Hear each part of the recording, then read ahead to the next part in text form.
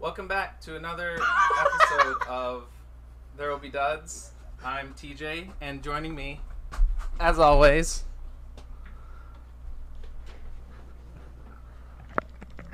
Hi, I'm Nick, also known as Dr. Funk on Twitch.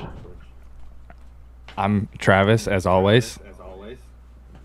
I'm Tommy, and I hate myself. That was really and today, I thought it was great. this week, we watched a movie. Where'd he go? But Just be we constantly also doing stuff in the background, did like some other vacuuming and stuff. like paperwork Yeah, and shit the whole time. The only time we're actually talking about the movie, we're like standing really far away from the mic. Yeah. Yeah, facing directly the opposite direction. The what's the dude from Tool, Maynard James Keenan? Like whenever he would perform with Tool, he would like stand by the drum set facing away from the audience and like perform his vocals. Really? It doesn't surprise me at all. I've never heard that, but He just has like terrible stage fright or like anxiety performing. Oh, and he just, really? Oh, I mean, it could be like a bit like he's like, I'm so interesting and deep, but I think also it's like, that's what I assumed. But yeah, maybe it's the other. holy shit, it's Travis, not. you flew through that beer. What? Yeah. Oh man. Yeah. Um, Speaking of alcoholics. Yeah. Ooh. Yeah, yeah. Oh, does anyone have a? I have a possible opening thing. Go for it. Okay. Okay. That's a continuation from last week. Oh, Nazis, cool. It's about Pirates of the Caribbean. I watched Pirates of the Caribbean, Oh, You that's watched right. Pirates of the Yeah. Caribbean. and Nice. let me tell you, still holds up. Holds up very well. It's fucking great. Isn't Sweet. it? It was very up there. entertaining. It had that. I guess you would just call it like those like Joss Whedon-isms. It had that like before it was a thing. I know, Travis, you mentioned Joss Whedon earlier because like Yeah, you're we're like, oh, talking you're gonna bring him up. Problematic. The sort of like Whedon. Hey, okay, yes, we know Joss Whedon is a piece of shit, but he is good at writing stuff sometimes. So Damn. Don't. But- okay, that's TJ's sensitive subject. Don't talk about Josh. no, I'm just saying like Gets it's triggered. just separate the death of the artist and all that. but I guess what I'm getting at is like the like quippy one-liners. The one that I was thinking was like, oh, they can fly now. Yeah, they can fly now, like that. Or that just happened, like that kind of stuff. But I feel like Fly Pirates. now. Pirates kind of did it before. I don't know. I'm sure this quippy dialogue existed before that, but I was like, oh, this is like a good blend of that. I thought you Also, said clippy dialogue, as in like Microsoft Word. I see you're trying to commandeer a ship. Would you like some help with that? I see Also, you're trying to stab the heart of Davy Jones. I'm gonna. Hey everyone, it's time for my favorite show within a show, bitching about streaming services corner. Hi, welcome. Pirates of the Caribbean has it has a end credits thing. It has like Yes. the credits roll, and then like the monkey comes and takes one of the coins out of the treasure chest, and alert, you're like, yeah. oh shit, Barbossa's gonna come back.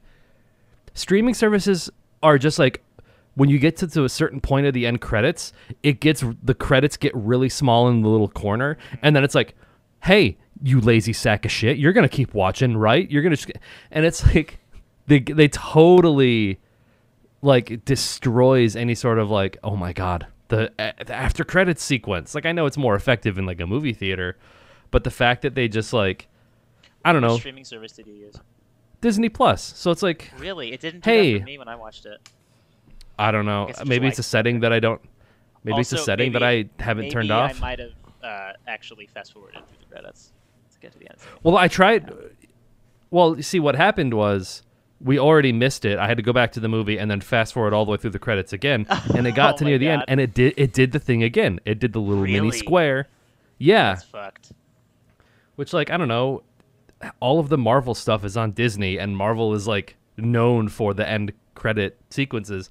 You'd they think could that their fix app would be better designed to be like, hey, there's an end credit, post credit sequence. We're not just going to do this really annoying. And sometimes you watch a movie and it I'm not saying this about pirates, but sometimes you watch a movie and like it affects you. And there's a certain like time period where like the movie just ended and the title sequence comes up and you just kind of want to sit there in like the title sequence and the music and just like, and I just can't stand it when it's just like Nerd. up next on Disney Plus you need to watch blah blah blah blah blah, it's Halloween Town High, you know. Have you forgotten about Baby Yoda? Let me just sit in the end credits and not try to just market more shit to me. So then But you anyway, did Pirates it of a the Caribbean third was really time? good.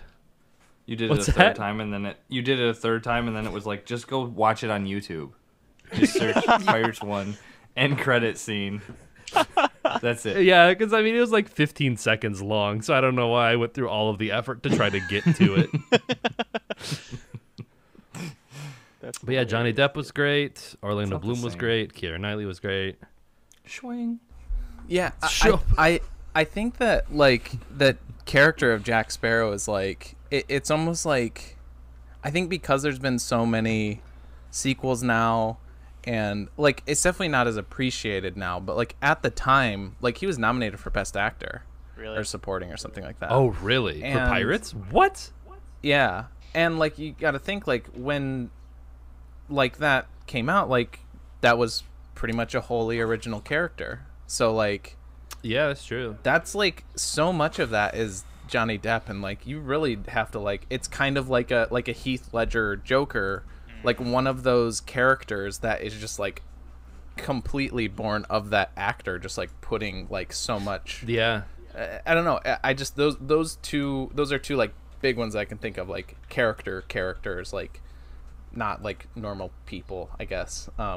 Sure. That Yeah, are like they're like some they're of the larger best than life performances characters ever in like Yeah. any movie. It's like some of the best performances ever. Yeah, But and that's It's what kind of him like as- set him down the path of like, I don't know, it like totally changed his entire image, kind of, at least in my eyes, to like he kind of always was, but like he became like Jack Sparrow, kind of like Robert Downey Jr. has become Iron Man in that sense, where he's just like, I almost see him as Iron Man like in real life, like 90% of the time, because he keeps the same facial hair most of the time. So I don't know, when he's just like walking around, I see like the kind of confidence or cockiness that you get from Yeah, Tony I Stark. can see that.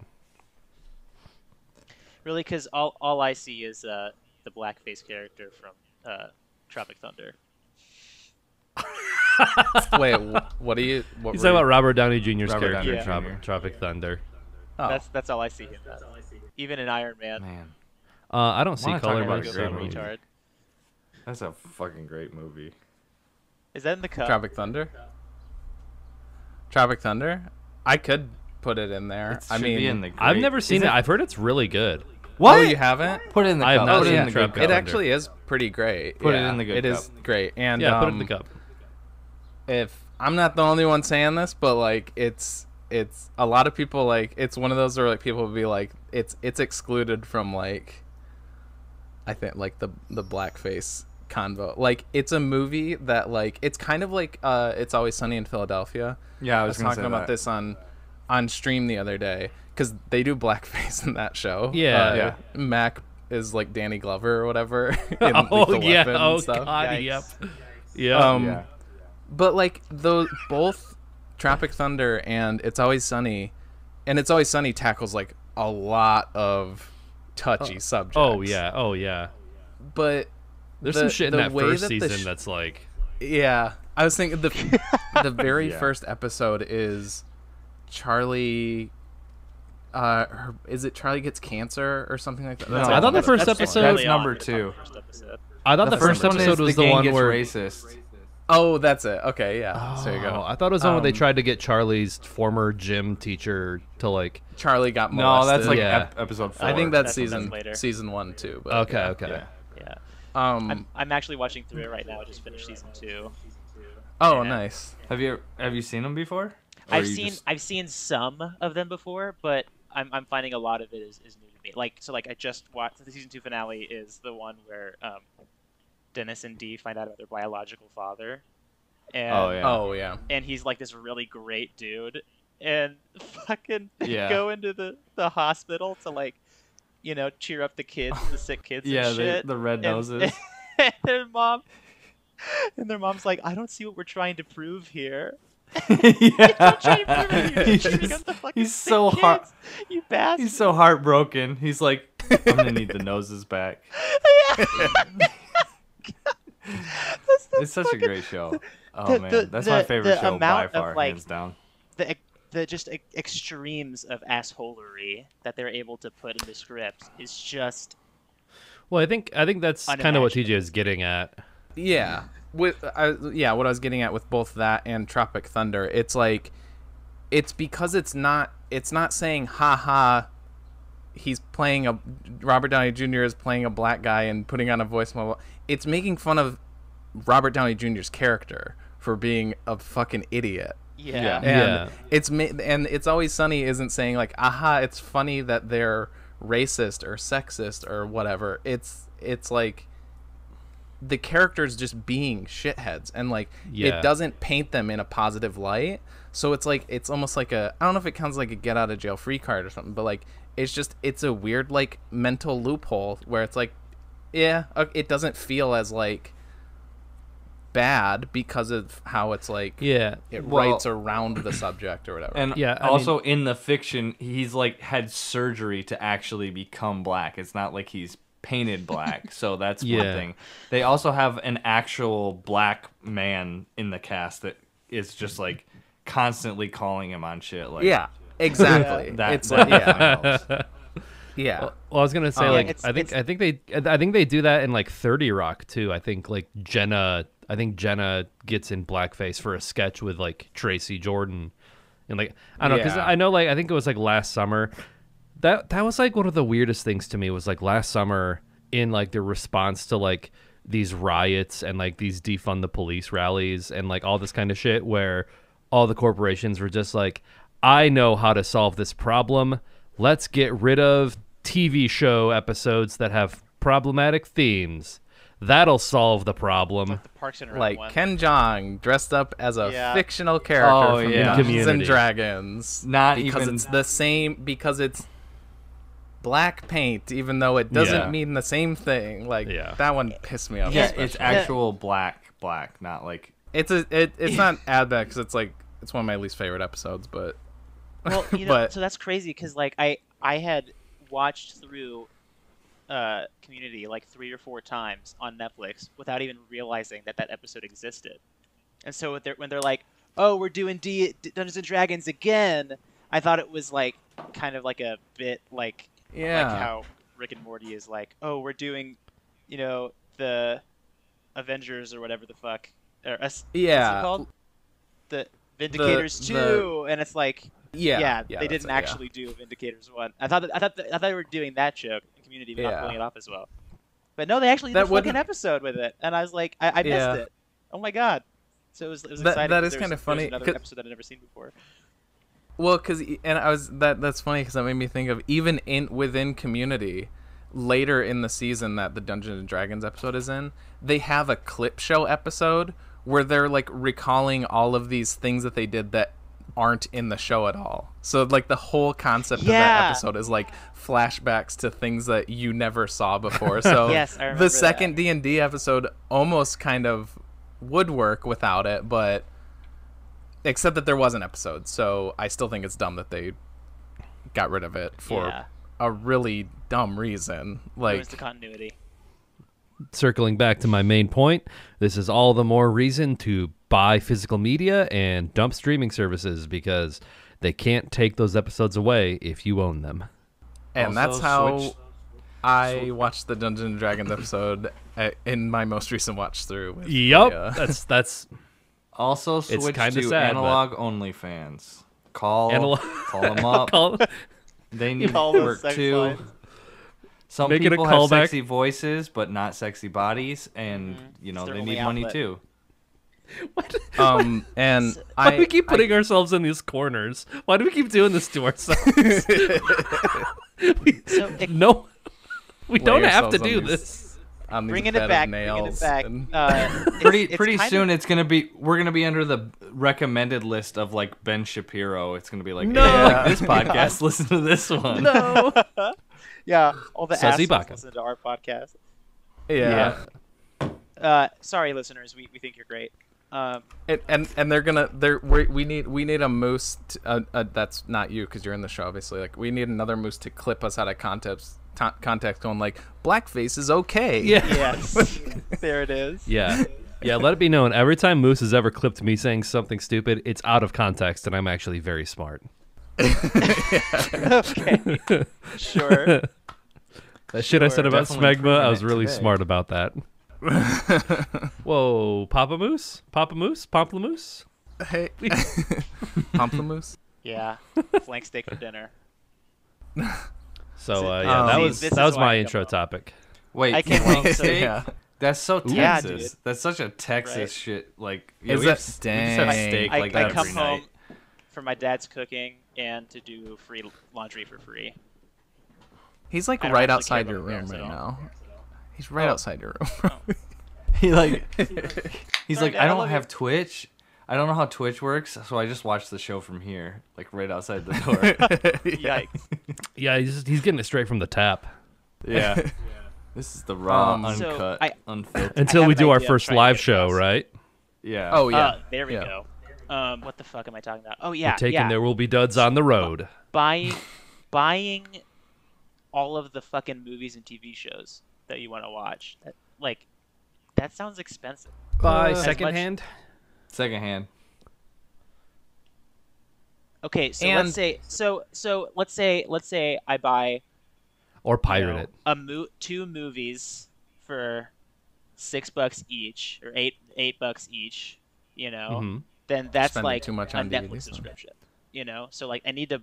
So if I watch more than 2 movies in a month, then my Netflix subscription is worth it. Right, but then Sure. you have to, you have to wait. Like, do you like? Because I don't. I mean, we have multiple streaming services too, and like I probably don't watch every single month enough stuff to like. Oh, on each Justify it or individual. whatever. It's justified until someone else Chloe buys the does. rights to it, and then it moves to Hulu or Amazon Prime or HBO Max or Tubi Yeah. or whatever. Yeah, like The Office. Yeah. The Office. Or it's on was YouTube Netflix TV or for Peacock. years. Yeah, it's like this conversation has been had by like a lot of people who are more like who know a lot more about it. But basically, it's like streaming services were created to kind of like, and they kind of like didn't kill out, like there's still cable, like people still have Yeah. cable and satellite TV, but like it took a lot of viewers away from that, and now with the increasing number of streaming services and like splitting off, so each one has like less and less like varied stuff. It's like, well, you're paying for all these different streaming services now because to get the same amount of Yeah. content as before, and it's like becoming like a cable subscription. Yeah. They're diluting all of that stuff, and then also they're all producing their own in-house like TV shows and movies. Yeah, which are Yeah. Some of them are not okay. the greatest. Yeah, Some of them are Some okay. are good, but there is a lot of garbage on like most streaming services. Well, it's I it's guess like the, that. I guess the moral here is that streaming services are like boats. Don't Mhm. like streaming service subscriptions. Don't own and we one. have to pirate them. Be friends with someone who owns. Be friends with That's true. Okay. That is one. I was wondering Wait, where you were going say with it that. again. You kind of cut out for me. I said, streaming service subscriptions are like boats. Mhm. Don't own them. Be friends with someone who owns them, unless you use it. Oh, gotcha. Okay. Yeah, I think the only thing I really pay for is like I split Netflix with my siblings. Outside of that, HBO Max, Hulu, and Disney Plus. I have a password from other people. I pay for Amazon Prime. It's kind of a blessing and a curse having the physical copies of stuff. Like we have like probably over 1,100 DVDs, Blu-rays, and shit. And it's like, where the fuck do you put all that shit? I basically have a room where an entire wall is just DVDs, and then I have them down here by my TV. I have them over here. It's like they're fucking everywhere. It's like, Yeah. I started putting them in like individual little sleeves with just like writing on them, and I was gonna put them in like shoe boxes and just like alphabetize them And bury him in the backyard. Yeah, and take the cases and just put them in a box like Or down like in the a basement a someplace. CD like folder. Yeah, I was thinking that it's just with I was gonna do that. It's just that I wanted to alphabetize them, and I was thinking like, oh, well, what if I have to add a movie? Then I have to shift all of the other movies back. Like that's Yeah. Oh, that's God, why I that's just awful. did the individual sleeves. So it's like, okay, I can just put this right in here, kind of like a comic book. That's why. collection. Well, I see. I do like with my Pokemon cards. I use them as an example. I like when I only organize my books once in a great while, because Yeah, I'll get a lot. Because then like anytime I get a pack, I would have to like, because that's how I would have to shift every card. So I have little boxes that I put like, again, I only organize my books once in a great while. So in between those great whiles, I just have some like other boxes that I put all my cards in, and I alphabetize those, and it's a lot easier to alphabetize them like that. And then, just when I feel like it, I'll go through my books and put them all in there. But I don't know. So maybe something like that. Just have have a standby folder that you can just throw them in, and then Yeah. Right now, I have like the house that I live in has those really cool shelves that are like built into the walls. yeah. And so like down, I have like my Criterion collection movies, and I order those by the spine number, not alphabetical. Oh, okay. Okay. And then I have like my A24 movies down there too. And then I have like a couple shelves in my bedroom that has like, that was kind of a thing. I went ham during like lockdown stuff. I went to Second Chance in Kalamazoo, and they did like the buy 5 get 1 free Blu-rays, and I just went through and like basically converted my DVD collection over to Blu-ray, and then like tried to they took some of my DVDs, but some of them like they're not going to take like Napoleon Dynamite because they already have like 50 Yeah. copies of Napoleon Yeah. Dynamite that they can't even sell for $1.99, so like they're not going to take mine. Yeah. That's Second Chance is the one that we used to always go to, right? Yeah, That's they moved to I guess I didn't Kalamazoo. know that was still around. Oh, They moved okay. In Kalamazoo, there's a Awesome. Dish-Traders, right, in Grand Rapids. Me? Yeah, Yeah. it's like the We same went there thing. together. Have we? Yeah, I know, but I always felt like Second Chance is cool. Had like better deals. I don't know. Dish-Traders has like, they've had like buy 5 get 5 shit. Like, Oh, they that's have nuts. some I just don't go fucking there. Crazy. Maybe it's just sales. because it maybe Dish Traders doesn't feel as organized. I feel like I'm looking It's a not. lot more there before I It's- find something Second that I want. Second Chance is pretty damn organized with their stuff. Yeah, Yeah. it's a lot better now, but yeah, it's like it's not great. But they just have so much shit there. I was gonna say a positive, I guess, or a pro for streaming services is like especially for specifically for TV shows. Like I've seen IT Crowd probably, I've watched it all the way through 20 times maybe, and it's because I just put it on a streaming service and it just like plays all the way through. Like yeah, just you like don't let have it to, run like, the whole switch time. discs every Don't have to episode. switch discs. Yeah. Same thing with I- It's Always Sunny. I've probably can't seen do the that. entirety of It's Always Sunny. 10 is conservative. I've seen every episode at least 10 times, I would say. And it's just because I have it on in the background. Instead of like listening to podcasts or music or whatever, I have Always Sunny in the background. I'm the Or IT Crowd, complete opposite. I can't have. Oh, really? If it's a visual thing, like if it's a TV show, and I can't just have it on and like not pay attention to it. Really? I'm well, really bad at like while I'm doing chores and stuff. I'll do that with YouTube videos. That's when I YouTube- get my YouTube videos out of the way, or YouTube, or, Twitch, or podcasts. That's kind of what I'll do. yeah. See, when I'm doing I only stuff do like it for that. I'm stuff right that there I've with seen Travis on 100 this. times. Yeah, if you've Yeah. seen it 100 times, like I know exactly. I can like at this point, I know exactly what they're like, what the shot is for Always Sunny when Charlie says something or Dennis says something. I'm like, I know I can picture it. Like, I know exactly what it's. So it's like, all right. Yeah, like I'm at that point with The Office, and I'll just before they took it off fucking Netflix, and I would just like play it through the speakers in my car, and on a long drive, I would just listen to The Office. I feel like if I was at that point, I would just watch something else.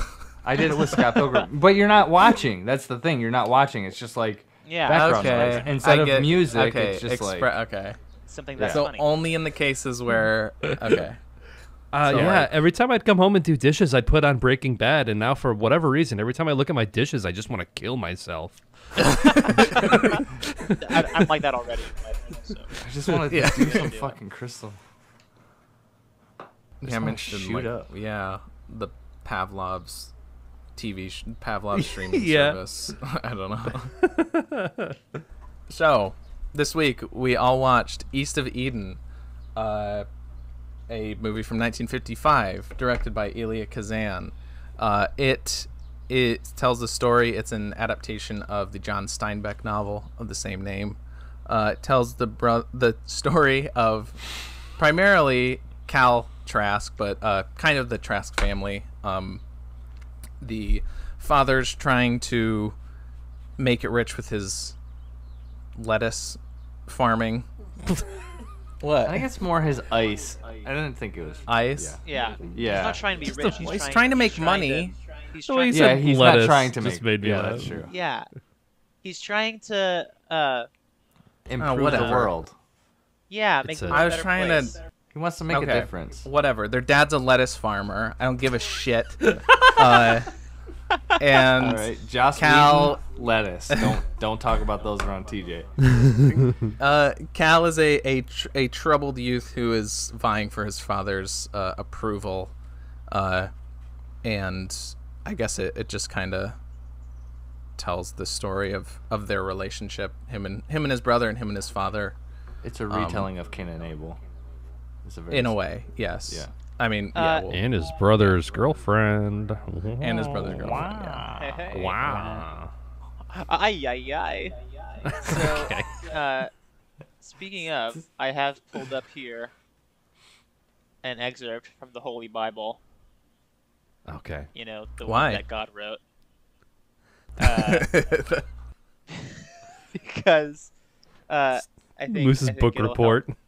Yeah, welcome to Moose's Bible study. There will be the blood of Jesus. Here's the fucking story. Listen to the goddamn Bible, bitches. Okay. Oh my God. Here we go. Are you gonna read the verse numbers? 8. Genesis chapter 4. Adam made love to his wife. She became pregnant and gave birth to Cain. She said, "With the help of the Lord, I have brought forth a man." 2. Later she gave birth to his brother Abel. Now Abel kept flocks, and Cain worked the soil. 3. In the course of time, Cain brought some of the fruits of the soil as an offering to the Lord. 4. And Abel also brought an offering, fat portions from some of the firstborn of his flock. The Lord looked with favor on Abel and his offering, but on Cain and his offering he did not look with favor. So Cain was very angry, and his face was downcast. 6. I skipped 5. Then the Lord said to Cain, "Why are you angry? Why is your face downcast?" 7. If you do what's right, will you not be accepted? But you do not do what is right. Sin is crouching at your door. It deserves to have you. No, it doesn't. It desires to have you. There we go. That's much more consistent with the message of the Bible. It desires to have you, but you must rule over it. 8. Now Cain said to his brother Abel, "Let's go out in the field." While they were in the field, Cain attacked his brother Abel and killed him. 9. Then the Lord said to Cain, "Where is your brother Abel?" "I don't know," he replied. "Is there no law against not knowing where my brother is?" 10. The Lord said, "What have you done?" "Listen, your brother's blood cries out to me from the ground." 11. Now you are under a curse and driven from the ground, which opened its mouth to receive your brother's blood from your hand. 12. When you work on the ground, it will no longer yield crops for you. You will be a restless wanderer on the earth. Cain said to the Lord, my punishment is more than I can bear. 14. Today you are driving me from the land, and I'll be hidden from your presence. I will be a restless wanderer on the earth. Whoever finds me will kill me. 15. But the Lord said to him, not so. Anyone who kills Cain will suffer vengeance 7 times over. Then the Lord put a mark on Cain, so no one who found him would kill him. And here we go. 16. So Cain went out from the Lord's presence and lived in the land of Nod, east of Eden. So Which they say in the movie. Mm-hmm. I have to say that when the father said that thing, like, don't read the numbers in the movie, I was like, all right, bud, you're kind of overreacting. But when you were reading the numbers, I was infuriated every time you said numbers. I hated it. It was terrible. Oh, I have totally a question. Sympathize with him now. Since we're like really on the Bible verse part right now. So frustrating. I was like, okay. I'm liking this, and then you're like 6. Just like takes you out of it. I thought it was funny. Does. Okay, yeah. Clea asked me this, and then I realized I didn't know, but maybe Moose knows.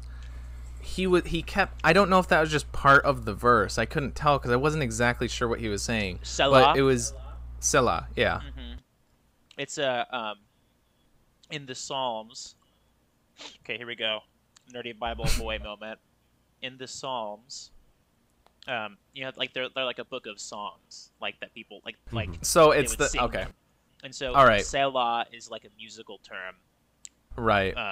People aren't exactly sure what it means. Some people think it's like a musical interlude. Some people think it's like, clapping or some shit. But okay.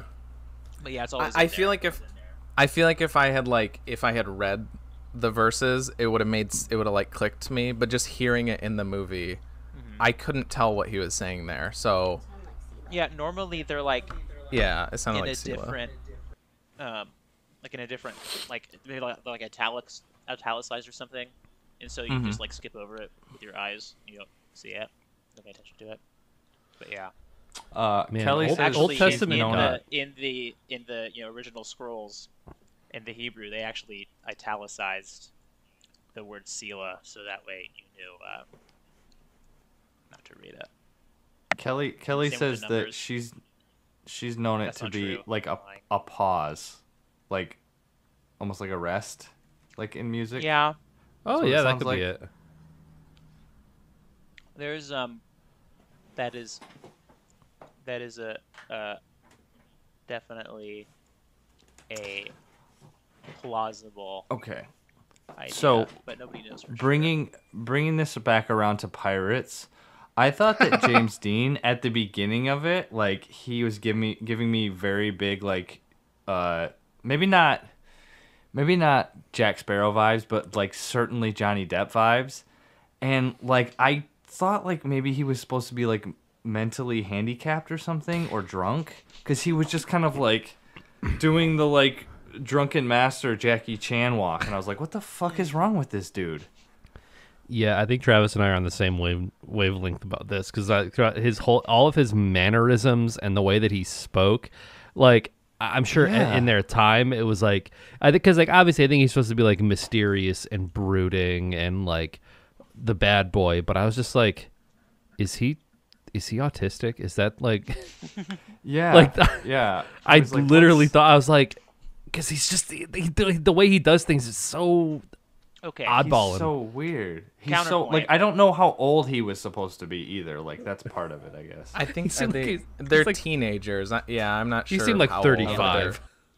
Yeah. Counterpoint on that, he was in an extremely I think tense emotional state because I he was was literally stalking his The entire mother movie? who abandoned him as a child. Sure. yeah. You know? Yeah.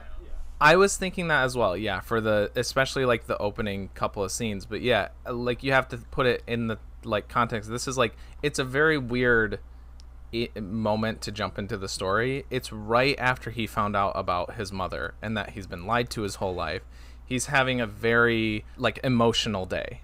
So that first day especially, he is like, he's dealing with a lot of shit, I think. Yeah. He still does it throughout the movie, though. And I think I you're also supposed think to that wonder, I think Huh? you're supposed Continue. to wonder, like, is this guy fucked up in the head? It's creepy what he's doing. Yeah, Yeah, that's I mean, it basically- starts yeah, with it him was like- stalking someone. Yeah. You, like, obviously, it's supposed to. At the beginning, you're confused. Like, you are wondering. Like, he's stalking a woman, and you don't know anything other than that. So After 5 minutes of overture, that's what you get. Oh no, I skipped that shit. Fuck that. No, it puts you in the emotional space. You know, like I always credits. let the overture go. I was. Already Yeah, I there. let the don't overture need- go, don't and need I no was like, fucking oh, music. let me set up my pillows in my bed, and let me grab my little notes and my pen, and like I spent the overture time like getting myself ready to watch the movie. Yeah, I was like, Um, this is 5 minutes. I could be having It's Always Sunny in the background while I do something. So I'm gonna save that If for you later. don't listen to the overture, you won't recognize the musical themes when they come up later. Like the characters That's humming Oh. the theme Office. throughout, or Yeah, something like I that. think I kind of got the vibe. I could tell what music meant what. It's pretty obvious in the 50s. It was like, oh, okay, so this is like the fighting scene, right? Yeah, okay, it's the fighting scene. Yeah, they're gonna fight now. I also think you have to understand that, like, yeah, there is like a type of like melodramatic acting from like the 40s and 50s especially. Yes. Because it's not just him that is like that. It's just that the character that he plays maybe like does the most of that. But I love the way that he like treats the character. Like I love all his little, like, he puts like so many little things. What? Which one? Okay. She has notes that she wants me to read too. Yes. So many little like Give her a mic. I don't know, like, well, the only one that I wrote down that I really like, that felt like so much of it feels like James Dean putting like this stuff into the character. There's the moment where he goes to like his dad's friend or whatever to ask for the to say, oh, I'm gonna get that money back and blah blah blah, and the guy's like, he's like sitting there with like his hands on like the railing thing, and he's like, what are you gonna do, borrow it? And he's like, yeah. Like the way that he said that was like so perfect. And there's so many little character moments like that, like very like subtle choices that he makes with like how he like holds himself, or how he like how he speaks. Like Cal is not like, I don't think a lot of them are supposed to be like, nobody's like a hero in the story. Yeah.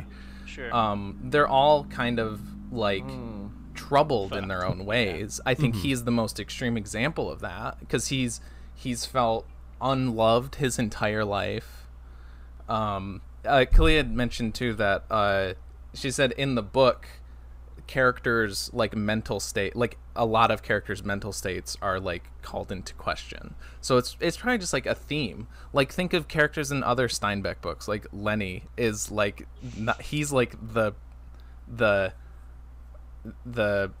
wait, did I do that right? No, George. I meant George. He's like the main protagonist or whatever, but like he's not good. He's not like they're all kind of messed up is what I'm saying. I think that's just like a Steinbeck thing. I don't know. Yeah.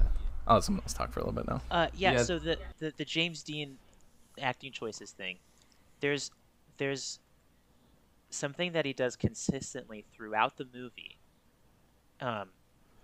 When, especially like towards the beginning before he kind of opens up to everybody, whenever people like, I don't know, like catch him with his guard down, and he actually like starts having a conversation, he's like having fun, and you can tell that he's having fun talking to them, but then they'll bring up something that makes him uncomfortable, and he just it's the same face every time. He just kind of like stares off in the distance, and like you can tell the exact moment when he like pulls back into his shell, and you can like see that physically happening in James Dean. And I was like, dude, I fucking like I've experienced that. His little know pouty kids- lips. Like I Yeah. know kids who do that all the time, and that's exactly what it looks like.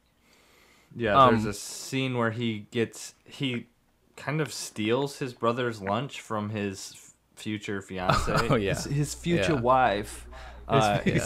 He steals his and he's just like sitting there in this like field of flowers or whatever, and she comes over and they're like talking, and he's all like hee like laughing, and then like she says something, and then like that he's like, Yes. I'm angry now. And I was like, yeah. Like, I'm not saying that there isn't, like what the thing you said in the sauna or the shower room, which there was a very bizarre line that I kind of want to come back to in that scene. But like, yeah, he throws, I'm not saying he's a bad actor or anything. I just want to know what I was very confused by this movie. Like, I don't know what any of their, like, any character's intent was in this movie. Like, Really? It seemed to just, like, teeter-totter. Like, everybody was like, oh, hey, but just the weird shit. Like, why I likened him to, like, Jack Sparrow is, like, the drunken walk sometimes. It was, like, such a, like, kind of, like, pouty run, and, like, he'd, like, run into, like, doors and shit. And I'm like, what is the point? Like, okay, if that's the case, if he's supposed to be, like, potentially like not all there in the head, like, okay, that makes sense, but I haven't read the book. I thought I would liken it more to something like Jack Sparrow, whereas like it really feels like a character that he like created. Yeah, I said, like all those little moments, like it really feels like a James Dean character. I just don't know what the purpose of that stuff was. Like him like I don't know what that was supposed to convey. Did you ever know any kids who were like that, who like just like obviously didn't have a great home life, and they were like, you know, acting up to get attention and shit, and then like always fucking pouting? Yeah. That's like how they TJ. fucking walk, you know. It's like everything is dramatic because Yeah. everything is bad. I'm gonna go cut myself and listen to sad music later. You know? Yeah, but they didn't go do that. Like, I'm gonna go cut myself. Like, they didn't like He flail didn't their flop arms his and like. arms around. Like, No, I know. I'm it exaggerating. was more subtle. I think I'm it was exaggerating. I'm exaggerating, but yeah. The weird line, by the way, is the guy takes a shower and then he comes out and James Dean is like right behind him and he's like, "You got to go over there, or I'm gonna get overheated again," or something like that. And I was like, Yeah, I picked up on that. And I was "What like, the fuck? oh, word? What are you saying? Like, what? I don't make- get what that means." You never like get out of the shower and your body is too hot and you Yeah, never but get- You're I'm talking saying, to like, a does- young stud who's trying to sell you Yeah. on beans. Yeah, like, is that what he's saying? Like, I mean, yeah, I get heated up when everybody starts talking about beans, but like, No, it's not, just like, just being a physically distance thing. close. The human body emits like warmth. But And, I like, get what the you're fuck away saying, from too. me. Yeah. He Trying said to it. walk. He said it in a weird way. But It was also a very I strange get what you're line. saying, Moose, but also not the a line is weird kinda way. weird. Like, weird makes It's it just a- sound like it just it's was very like, strange. wait, what are you trying? Like, I thought there was more intent to it than there actually probably was. It seemed like veiled to be something else. Like, I was like, oh, okay. Is there Before I get- something else here? Yeah, I think it's one of Well, those I things mean- that the again. language didn't mean that. Yeah, as much. yeah. I it's did. I probably didn't think like it an meant idiom or what something. it sounded like, but No, I know. I will How'd I get up acknowledge that here? it did sound a little weird. Yeah. There was a lot of like little like things that people would say that were like, it was like something that somebody would say in real life, but it wasn't like a refined like script thing. Like the line where he's up on the roof talking to his brother's Abra. his future sister-in-law, and he turns around to leave and he goes, "How'd I get up here?" And then he goes, "Oh." And it's like, okay, what was the point of that, like, narratively? But there's, like, a bunch of, like, little comments that people make, and it's like, oh, okay. By the way, I rewound that part, because I heard it, and I was like, oh, but I was looking at my phone, I was like, oh, shit, that was it, I gotta rewind it. Yep. Yeah, he's supposed to be, he's, like, drunk in that scene. And also, Okay. James Dean was drunk in that scene. Was he really? Um, When Yeah. they filmed it? Yeah. That's okay. See, that was something I was wondering. Like, is that how he played the character? Because he did seem like drunk in like many scenes. I think he is like, it's not super Method acting. like clear like when, but yeah, he could be like an alcoholic or something like that. Yeah, because actually in the opening scene, there's the girl who's cleaning the porch and shit, and she's like, "Oh, I think I saw him in the bar last night." So he could have been like hungover or something, but like they only show him drinking like twice. He goes back and he gets a beer and he drinks like that much of it. And then after he gets in a fight with his brother, he goes to this bar and he drinks like a sip, and then it's implied that he gets drunk. But he had like I mean, 5 that would make shots sense. in that scene. Yeah, Does that was a big Okay. glass. I mean, it was a few shots at least. He got like there were 3 glasses that he went through. Yeah, I Before wasn't. she was I like, didn't have my. You should chill yeah. out. Yeah. Sorry, I'm getting really so defensive. I really liked this movie, and Well, No, I'm I'm- glad someone did. I feel defensive too because I also really. I'm not like it. saying I actually like like it's this a bad more. movie or anything. There was this one scene with like the phases of the moon, though. I just couldn't get behind it. I didn't understand. Yeah, no, I'm not criticizing it necessarily. I'm not like.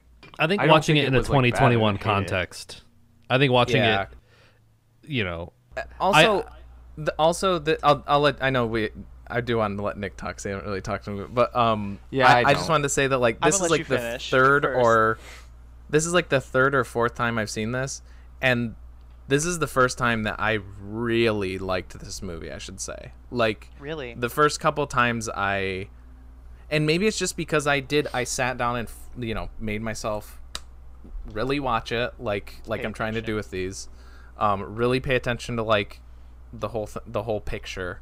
But yeah, before I still liked the movie, but it was more like I liked James Dean mostly. But now I like the movie as a whole. There's a lot to appreciate outside of just James Dean in the movie, I think. Okay, Nick, go ahead.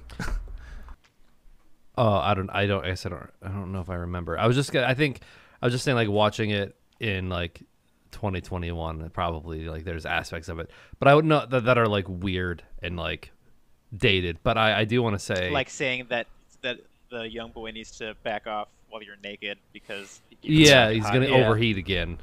Also, just like watching an old man shower and What talking about I it. thought about that, but then I was like, or is that just me being like, Eh. maybe at the time it wasn't as. Yeah, I think too. It's set in.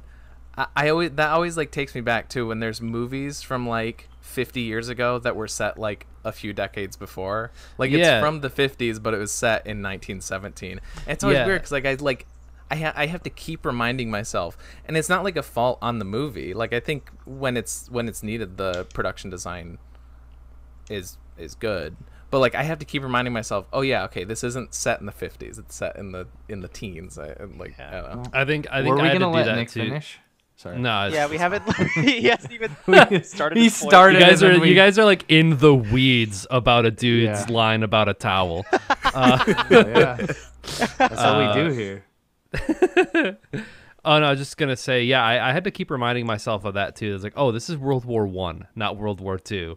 Like he's putting yourself in like that mindset. I do want to say though, I watched it on HBO Max. I don't know if this is like a restoration, but I thought visually it looked very good. I don't know. I mean, it's like, I guess it's 1950s. It's not that.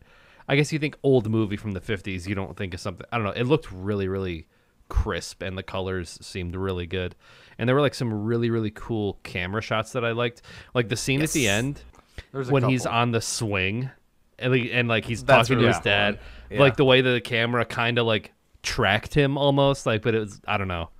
That scene was really cool. Yeah, it was like the last quarter of the movie. There were some shots I was like, okay, you piqued my lot of- interest. Before that, it was just very like I thought very like basic. But there's that was scene, by the and there book. was Oh, another really? scene where they tilt the camera too, and I was like, There's all some, like, right, what Dutch are we doing angles. here? Porch, and it was really intense.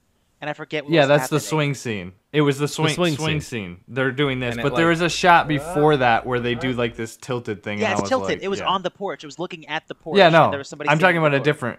I'm talking about a different one too. They do multiple tilts In addition throughout the to movie. that. Yeah. porch. Oh, okay, Yeah. Okay. Yeah. Okay. When James Dean was on the swing and he's like, I know where you can get some. Yeah. I'll tell you 1995 plus shipping and handling. Go to anchor.fm, download it. Yeah, I wrote swing set shot rules. I'm gonna hit you with my swing shot. Also, I wrote down, Better I just watch out. met you. I just met you, and this is crazy. I'm your son, so maybe money to plant beans, maybe. Oh, that was a scene where you were talking about like melodramatic acting, and their mom was like the epitome of like dramatic, crazy acting. I was like, all right, you just teleported me to being like in a theater. She was so Which part? It did seem very the way that it was like the blocking. It seemed very much like, oh, this could easily be a stage play. This is a set, and that's not a knock on the movie. But it's like it translates very well as a play. Yeah, no, I'm sure. Like when John Steinbeck wrote the books, like he was kind of, thinking more theater. Like that's just the mindset they had. But yeah, it was the scene where he was like when he first like confront or talks to his mom, basically.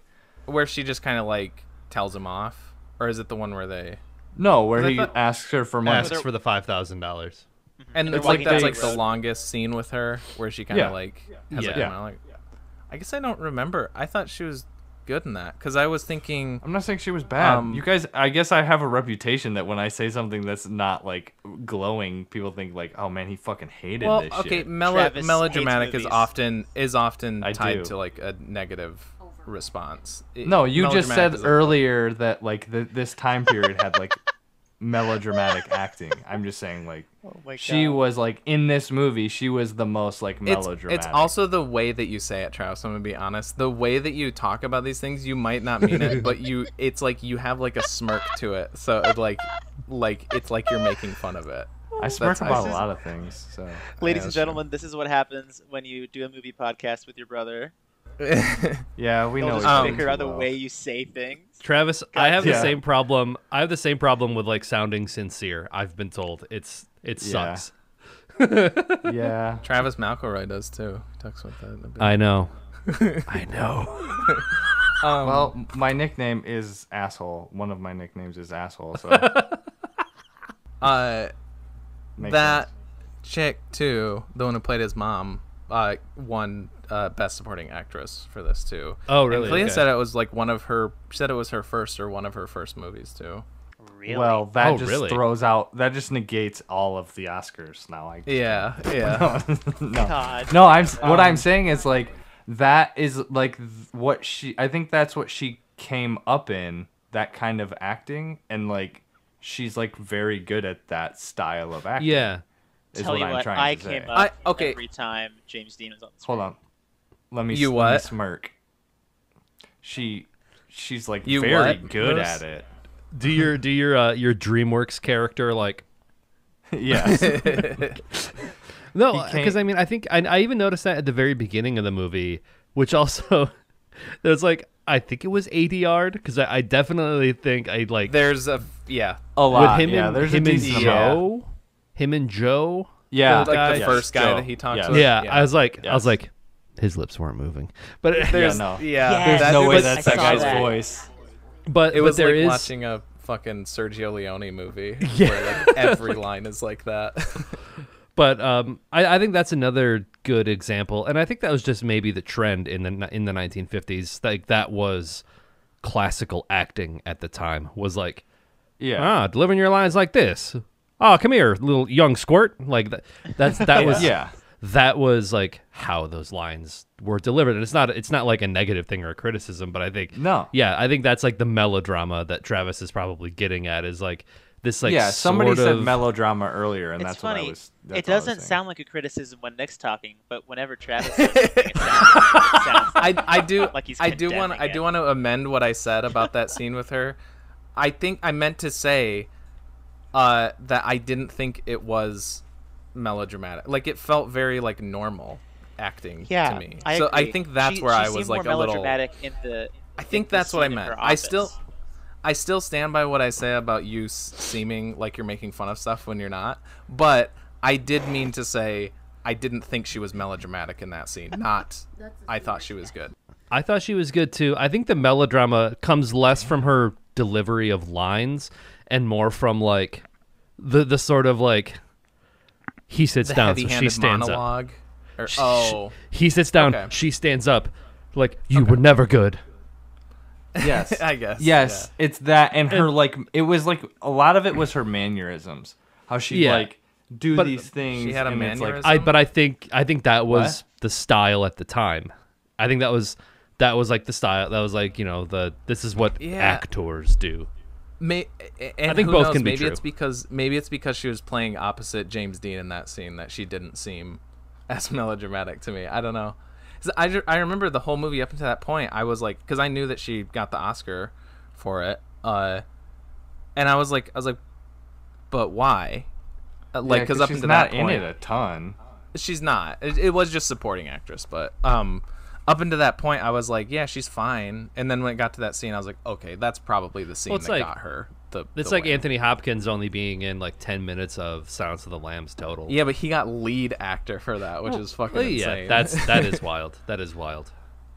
And Kalia also wanted me to mention in defense of his portrayal, according to Steinbeck, he is Cal. When he visited the set. John Steinbeck thought that he was like the perfect choice and that he was doing it very well. So according to maybe it's the book again. It was autobiographical. No, I'm saying John Steinbeck was on set for like to check out the movie. He observed James Dean and said he, meaning James Dean, is underlined is Cal. So that's so wild. I'm falling back on what I said about like it's probably more the Steinbeck characterization of like troubled characters. That's great. I just like it was a little confusing is all I was saying. Was alive at the time. Oh, yeah. Steinbeck is like a dead guy. Oh yeah. The fact that we like, watched show up on set it blows my mind. Wait, we watched it on movies by the time that John Steinbeck was alive. What? Yeah, he was an old dude, but hey, he was. You know what's even crazier is John Steinbeck outlived James Dean. Oh my God. Oh, that's true. Yeah, I don't know. You guys might know this, but this is the Spoiler alert. This is the only movie of his that he actually got to see. This and Rebel came out in the same year, but he died in between the release of them. Oh my God. Jesus. Yes, this is the only one he actually. How many? Only one of his movies he saw like in 3. He was in 3 features. There's like short films and shit that you can find on YouTube, but he's in 3 They're called like features. Old Guy in Shower meets Young Guy with yeah. It's some this, shorts. Rebel Without a Cause, and then Giant. Which in Giant he only has like a small role, and that's like a 3-hour movie. So that's the only one I wouldn't really recommend. I think he's great in it, but Giant's not that great. But yeah, I was gonna say we watched this on DVD. I tried watching it on HBO, but I don't know, the app was acting up. Yeah, we it watched wasn't it on DVD, working. and it wasn't for you either. No, I watched it this morning. Oh, it finally started working. There's a special feature on it of like the New York premiere, and John Steinbeck is like there, and he gets like interviewed by the guy and stuff. And I was like, oh, I've never actually seen John Steinbeck that's before. wild. That's kind of cool. Nuts. Yeah, I'm not gonna watch that. I don't want to ruin my like picture. Your of him perception of like old authors. The thing that always fucks me up is that dead J.D. authors. Salinger is. Wait, did he die? He either just died or like he's still alive. Like I thought he died a long time ago. He died in like JD's 2010 or 11 or something like that. Oh, okay, so it was a little bit ago, but he was alive a lot longer than I thought. Oh yeah, he was like in his 90s, I think. That was he my alive when like. I read Catcher in the Rye the first time. That's weird. Yeah. Yeah. He was my big Mandela effect person's. No. J.D. Salinger. So speaking Because you of, thought he was DJ Salinger. Yeah. From Full House. So speaking of like the John Steinbeck and like the book and stuff, like I read what's the one where they go from Oklahoma to California? Is that Grapes of Wrath? Grapes of Wrath? Grapes of Wrath, yeah. Grapes of Wrath. Okay. We are the grapes of Yes, wrath. that's right. Okay. Never And then Lenny and take George, back. that's of Mice and Men. Okay. Like I was getting confused. Yeah, so I had to read Grapes of Wrath in high school, and like I hated it. I hate reading books. I'm not good at it. Like You have I a bunch of always, books right like- above your head. I'll miss. Yeah, they're all nonfiction. He's having I, a bonfire later. I can read nonfiction. I'm good. Like, give me a book with some pictures. You know, like, oh, this is the habitat of a moose. I'm like, yeah, here National we go. I can do Geographic. this. Wow, But, very on brand. Give me but fucking like literature. It doesn't work for me. It is literature, Moose. It's not literature. I miss You said it with such a smirk. I can't believe anything you said. literature. Oh, he yeah. What happens is like I like I miss details. They don't stick. And so like they'll bring up characters or something from like chapters before, and I'm like, who the fuck is this guy? And then they mention like something that's like relevant to like how the character has a limp, and I'm like, this guy has a limp? When did we establish that? And like in my head, he didn't have a limp, and it's just like it's so frustrating just constantly having to update in my head the my like mental image of what the fuck is going on. And But doesn't that happen with nonfiction too? Like, there's still books. The difference is in fiction, like we were talking about last week, you know, with the fucking like just describing John Finn's like wall of collections and shit. Like, if I had to sit through and read a description of every single thing on that wall, none of it would stick. Not even the relevant part at the end, which is like there's the fucking amber thing, and then but now we're and then I'm like, oh wait, talking is about that a really supposed to be the specific- same? Is it supposed to be the same amber thing that I read about in the previous chapter? I don't know. For some reason it doesn't work for me. But for nonfiction, I'm like, oh yeah, you know, the moose has antlers, and then later it's like those antlers we're talking about, using the same word for it, antlers, you know, and then they don't use fucking synonyms and shit and try to be all fancy. Okay. Anyway, the point I'm trying to get at is I'm not good at reading. You hate books. It doesn't work for me. It's not my medium. And so I feel like if I had read East of Eden and not watched this movie, I probably would have hated it because I wouldn't have understood what the fuck was going on. I'd be like, Travis, what's going on in this movie? Why is he walking? Why is he walking like that? Why does this guy walk? But with the movie, I was able to like, and especially since like we've been talking about TJ like really trying to focus and pay attention to the whole movie all the way through. I feel like I was able to do that with this movie, and I was able to appreciate all of it and understand what was going on the whole time, and that made the story so much more powerful to me because I knew what the fuck was going on. But if I had read it, it just wouldn't have translated. I would have missed out on so much. Okay. Also, in the case of this in particular, the movie is only the last quarter of the book. Really? The book actually starts with Adam, the dad, and his brother, when they're like younger, and No like way. their relationship, and it's actually like the sort of like the reason that Adam kind of like, you know, favors Aaron over Cal, or like, you know, say I don't think he hates Cal, but like, you know, he definitely has the preference and stuff. But the reason is because that Cal reminds him of his brother, who he had a very like difficult relationship with. Interesting. I don't know. This is also just secondhand from Kalia. She's read the book. I haven't. But Yeah. I'm probably gonna read the book because I read. Yeah, the book sounds good. Mice and Men, and I really liked it. I like Of Mice and Men. Yeah, I think Kelly it's and I pretty still label things George and Lenny. But yeah, I like. Obviously, I understood the plot. I understood what was going on. The thing that was confusing to me was like, just some of their motivations seemed to be like, I don't know. I don't know. It just was name a character and a thing they did. What was confusing? Well, I mean, like, Cal, a lot of the stuff he was like, I don't know. I mean, obviously it's driven by his desire to be loved by his father. Or anyone. Yeah, but mainly his father. Mainly his father. And because his brother obviously loved him. His brother was like, when he's like, for some reason, they're like, hey, let's go up in this icy sawdust house and let's like make out on this pile of sawdust, the very 50th thing to do. And then they're like, she's like, oh, he scares me. And he's like, his brother's like, oh, he's not hurting nothing. He's not watching us. And then it cuts to a shot of him specifically peeking through a little crack of ice, watching them like a fucking creep. Oh no, he's not watching us. And then no, he's watching you, dog. And I will say, I'm gonna throw all this ice out.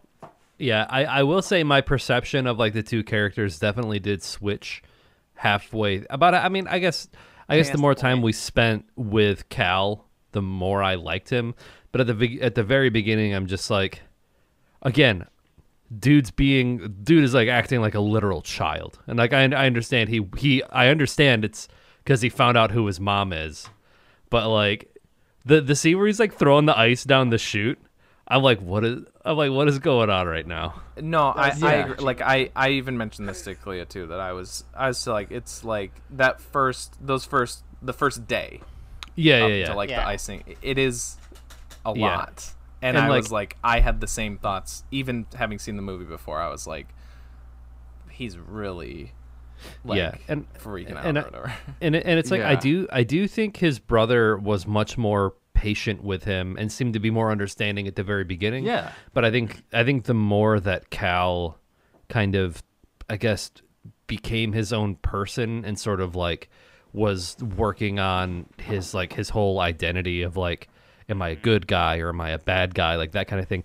I think maybe Aaron started to see that he was like less controllable. He was less docile than he was previously. Yes. And then Aaron was just like, oh, you're gonna steal my gal, are you? I always revert to the 1950s speak, but I think that there's definitely a switch where I was like, oh, okay, Aaron is a less sympathetic character, and Cal is becoming more of a sympathetic character. But at the very beginning, I was like, this dude's a child.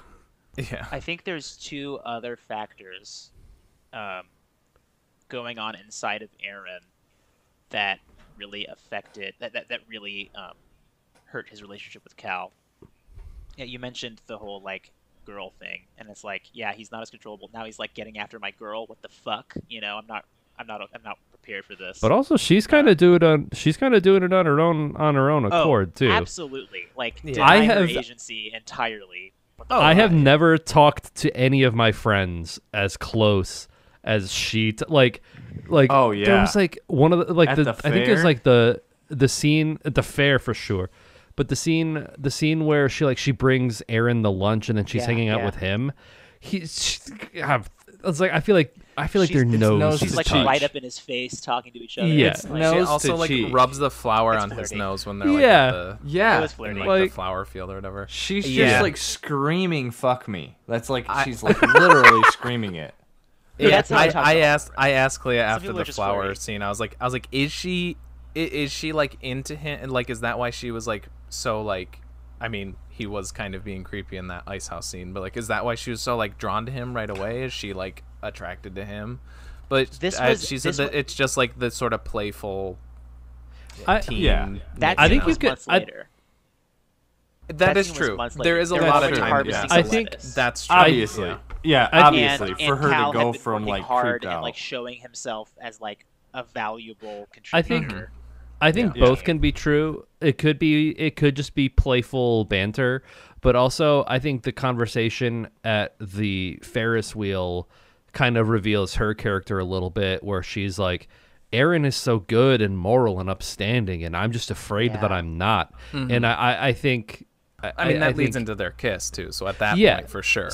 So, but I think that sort of informs what happened earlier, where like it could have been just friendly and playful, but also I think she sees in Cal what she sees in herself and like in like her expectations and what she believes Absolutely. Aaron's expectations are of her. So I think Yeah, she's horny. She is. I just want to let you know. I think that was just like the start of it. That was the start of like, Yeah. okay, I actually starting to like him, as far like And more romantically. especially if you look at like what they talked about at the picnic or whatever, it was like she was sharing Jealous. like her experience of not being loved and how she dealt with it, and like they're really connecting on that level.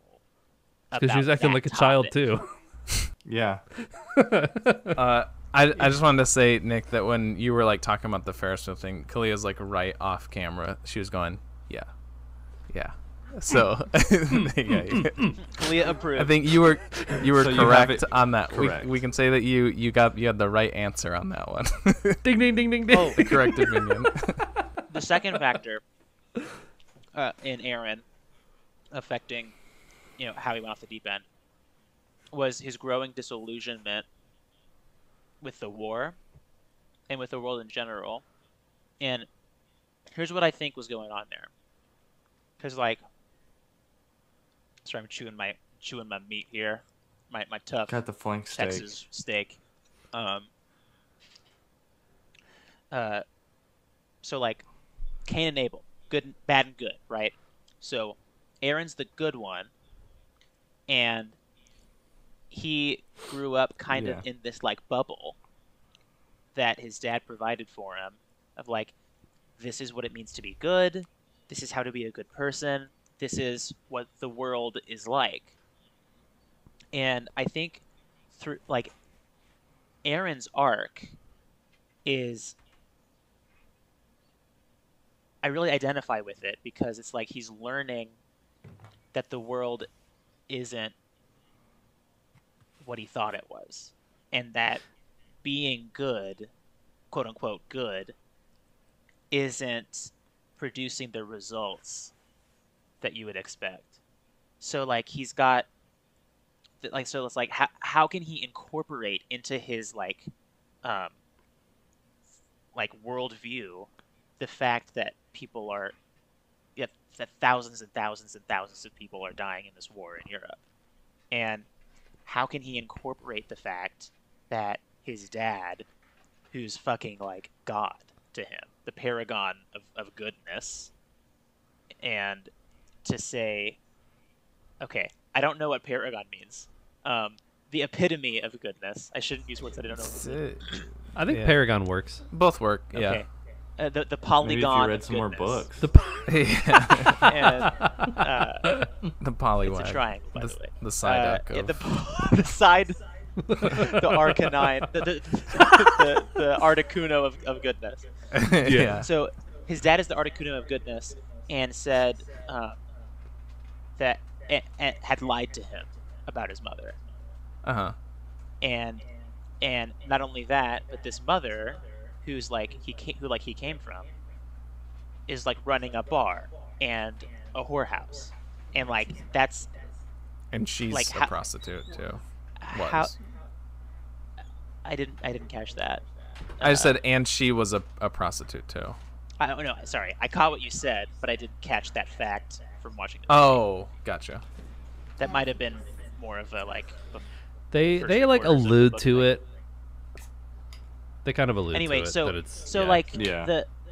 he can't, his poor little brain like can't handle it.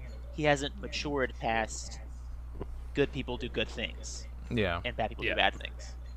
And that's and then I think that's what lets him just kind of go off the deep end and like push his face through a fucking window on a train and then laugh like a maniac. You Yeah. know?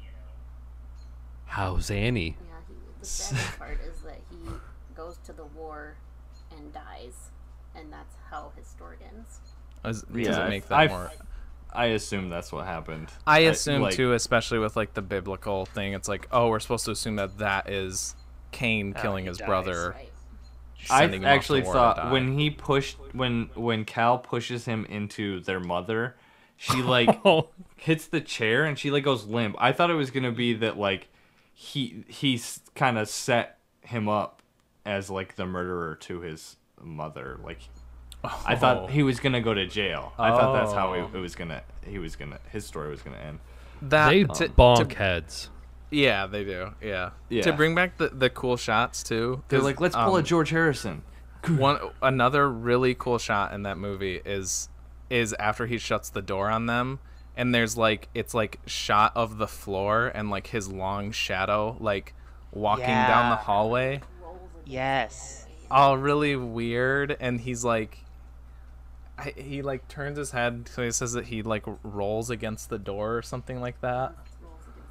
Against the hallway, and then it like pans up and you see him like coming down. I really like that shot too. I just wanted to piggyback because Nick mentioned the cinematography, and I also think there's a lot of really cool shots in this movie. There's another shot earlier when he's trying to convince the barkeep girl, where it's like they're like here, and like this is James Dean, and then like the main focus of the shot is like his shadow on the wall, and it's like large and dark and like looming. It's like you can like they're trying to say like he's got like behind, he seems all sweet right now, but like he's like really kind of dark and like, Travis, really I think you're pulling meaning out of something just no, okay. Fucking English teacher. Okay. Yeah, no. When I said that, I wasn't trying to like I wasn't trying to like police it and say you guys shouldn't do that. I was just saying that I don't really do that, but like that is like obvious. I'm not gonna say like I'm just not gonna go, oh well, the one hole in her shirt right there meant that like that was I don't think we were wound doing that he before though. But I gotta pee. I'll be right back. You did it. You guys were doing it with barking dogs a little bit, like the yellow shirt or something like that means sunshine or something else. I see that all as the same thing is what I'm saying. Like I think what I'm saying like the shadow thing is like very obvious, like what they're trying to convey, because it's the focus of the shot. I was gonna say like also, the one of him on the train too. That's another one of my favorites. Him riding the train and like wrapping the sweater around his mouth. Yeah. That was another thing cool that I was shot. like, wait, what? I don't know what happened. And then the close up on the green screen isn't as cool, but Yeah. Okay, so his dad, right? Or Yeah. like he can't get any love from his dad, but he's like a fuck up, and he throws the temper tantrum, throws all the ice out, and then the next scene is like, hey, let me teach you something. Read this story out of the Bible. It's like a parable, and like learn from it. And hey, by the way, I forgive you. Don't worry about it. We're good. I'm not mad at you. It's cool, dog. And then like there's some other shit that happens, and then Cal's like, hey, you know what? I'm actually gonna go straight. Somewhat. He still steals the coal chute, but then he's like as soon as he like starts, it's not like he like does something good and his dad's like, Aaron would have done it better.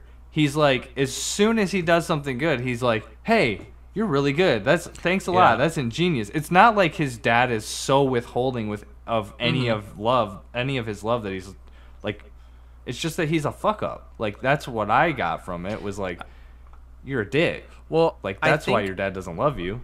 I think this ties back into like the verse that Moose read, where it's like he only gets praise when he does the correct thing, when he does the thing that his dad wants him to do. Like in the Bible verse, it was like God praised Abel because it was like the correct offering or whatever, and then Cain, he didn't like his offering, so that would work if it was like, okay, well, throwing the ice out of the house is like a good thing, but like his dad didn't like it.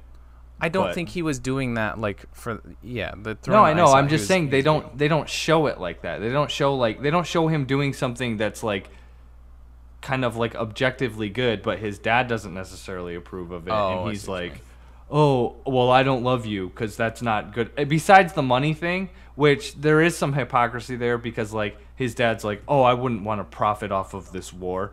Meanwhile, he works at the fucking draft board and he's sending kids to war. Like, yeah, but I that think was especially kind at of this, a little weird. But like, I think especially at this time, I don't think that was seen as we were really patriotic in the middle of the century, and Well, yeah, That was I probably don't just know, like, this- like a This movie was surprisingly like, I thought almost progressive, like showing like, oh, we hated this German guy even though he's not yeah, one of those When- Germans. He's just German. yeah. Yeah. When at the Fucking Steinbeck. near the beginning though, when they're like talking about like, yeah, war's great for business. I was kind of taken aback by that because like that I think at the time, especially, I feel like World War I and World War II are, at least in like the American zeitgeist, considered like good heroic wars where we Yeah. were the good guys and we did the right. That's why there's like that's the why there's a last one, cottage industry of movies based on those two wars because goddamn, we sure do love Normandy and the beaches and all that shit. So like, beaches. It was The the fact that last they- one where we were like the good guys. yeah, Could say. and even then Russia probably did most of yeah. it, but you know. Don't tell that to your grandparents or whatever. Yeah. What was I gonna say though? Yeah, I was taken aback at like the sword because like I'm I'm reading a book right now that's like talking about like disaster capitalism and how like whenever wars and atrocities happen, that's when industry swoops in and like tries to like make a buck. And so just hearing from a movie in 1955 with like war's good for business, that's like very when did Eisenhower talk about the military industrial complex? When was Eisenhower out of office? 61. He was the first president after World War Was II. it? Oh, okay. No, after. I mean, there's Truman and then Eisenhower. Oh, okay. Yeah. Yeah. But yeah, like you said, it was weirdly, surprisingly progressive in regards to like the topic of war. Yeah. Do you know Even the when dad book being was like, written? I don't want any blood on my hands, but it's like horse shit, dude. I just got wonder blood if on the your book hands. was written like, What did I do? Okay. you know, or maybe that was just added in the movie too. I'm looking it up right now. 52. Like they said. Oh, okay. So yeah, it could have still been with that in mind, the more recent events or whatever in mind.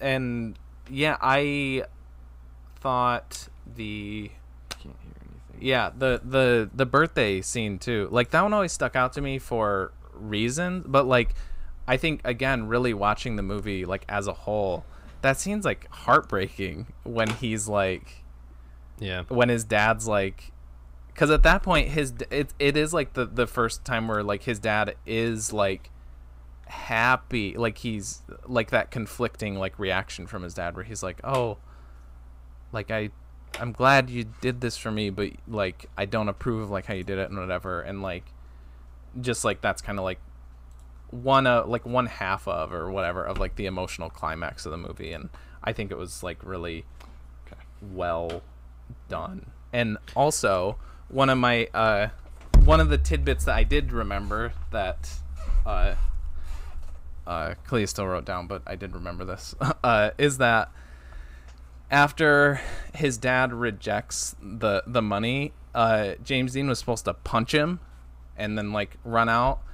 He just did the like weird hug creep thing like on the spot, and it like really made Raymond Massey uncomfortable, and like, but like that's what James Dean I think was going for.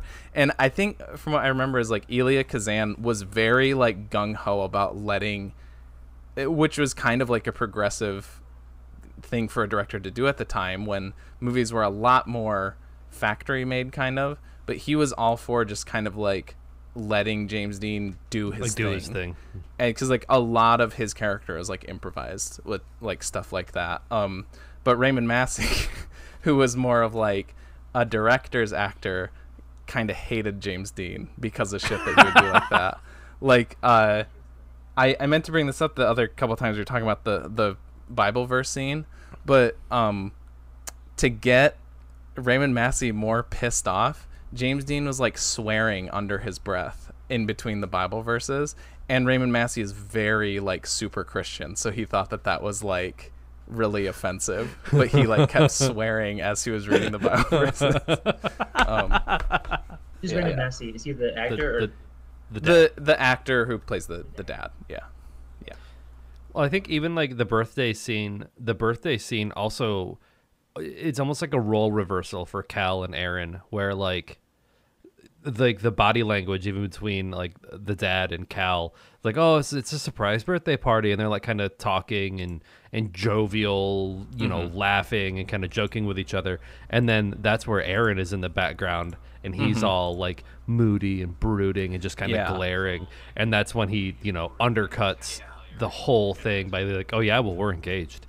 And like he knew that would like suck his dad back over to his side, and like, oh yeah, you're such a decent and honorable person, you're doing the right thing, like a good Christian marriage type thing. Yeah. I think it's because like you were saying before about how he was realizing that, like, I think that's the reason that he was so like flippant about him being like creepy early in the movie, was because like he was so like whatever with Cal, because he knew that he was like the superior, or like he was the favored brother. So when Cal like puts together this birthday party and all this stuff, like, yeah, kind of like you said, like he is like, it's almost like he got engaged just because he wanted to like that almost seems like a thing that Cal would have done at the beginning of the movie. I mean, because even if he had a girlfriend.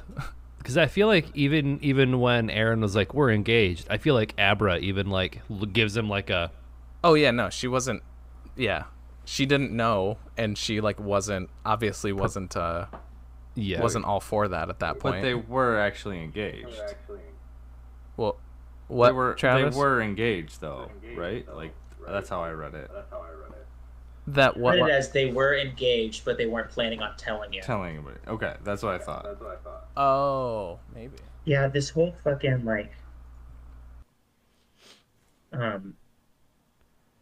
good and bad thing, like, it fucking broke my heart to like see Cal asking like, am I like saying I am bad? Like, that's my identity. I can't be good. I am bad. And that hit me fucking hard to see him do that. And then even for like when Abra was questioning that about herself too, it's like I see a large part of this movie as a criticism of this sort of like puritanical bullshit that the father was into. And like how, yeah, it works for Aaron until he realizes that the world doesn't work the way in this ideal way, but it doesn't work for and it like sort of works for Abra because she knows the language, you know, she can get by, but inside she feels like she doesn't belong and like she's a monster. And then Cal doesn't work at all. He's like, this is not who I am. I can't do this, but that means for some reason that somehow means that I'm bad. And like I've felt that way many times, like looking at, you know, like the values that like my parents have and shit, and being like, I'm not like that. Does that mean that I'm bad? You know? And like that fucks you up, and it fucked Cal up. And I think like, you know, part like Cal's triumph is being able to grow into who he is and say, you know what, like, okay, I may be bad or whatever, but at least I'm me.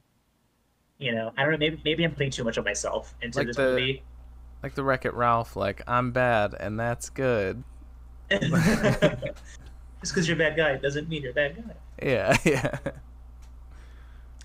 See. So that whole like calling a person good or bad really got to me. I have more, but I'm kind of letting the room breathe in case like Nick or Travis wanna. Going back, I was talking about it a little bit before my shit it fucked up, but I liked the dad like a lot. I thought the dad ruled.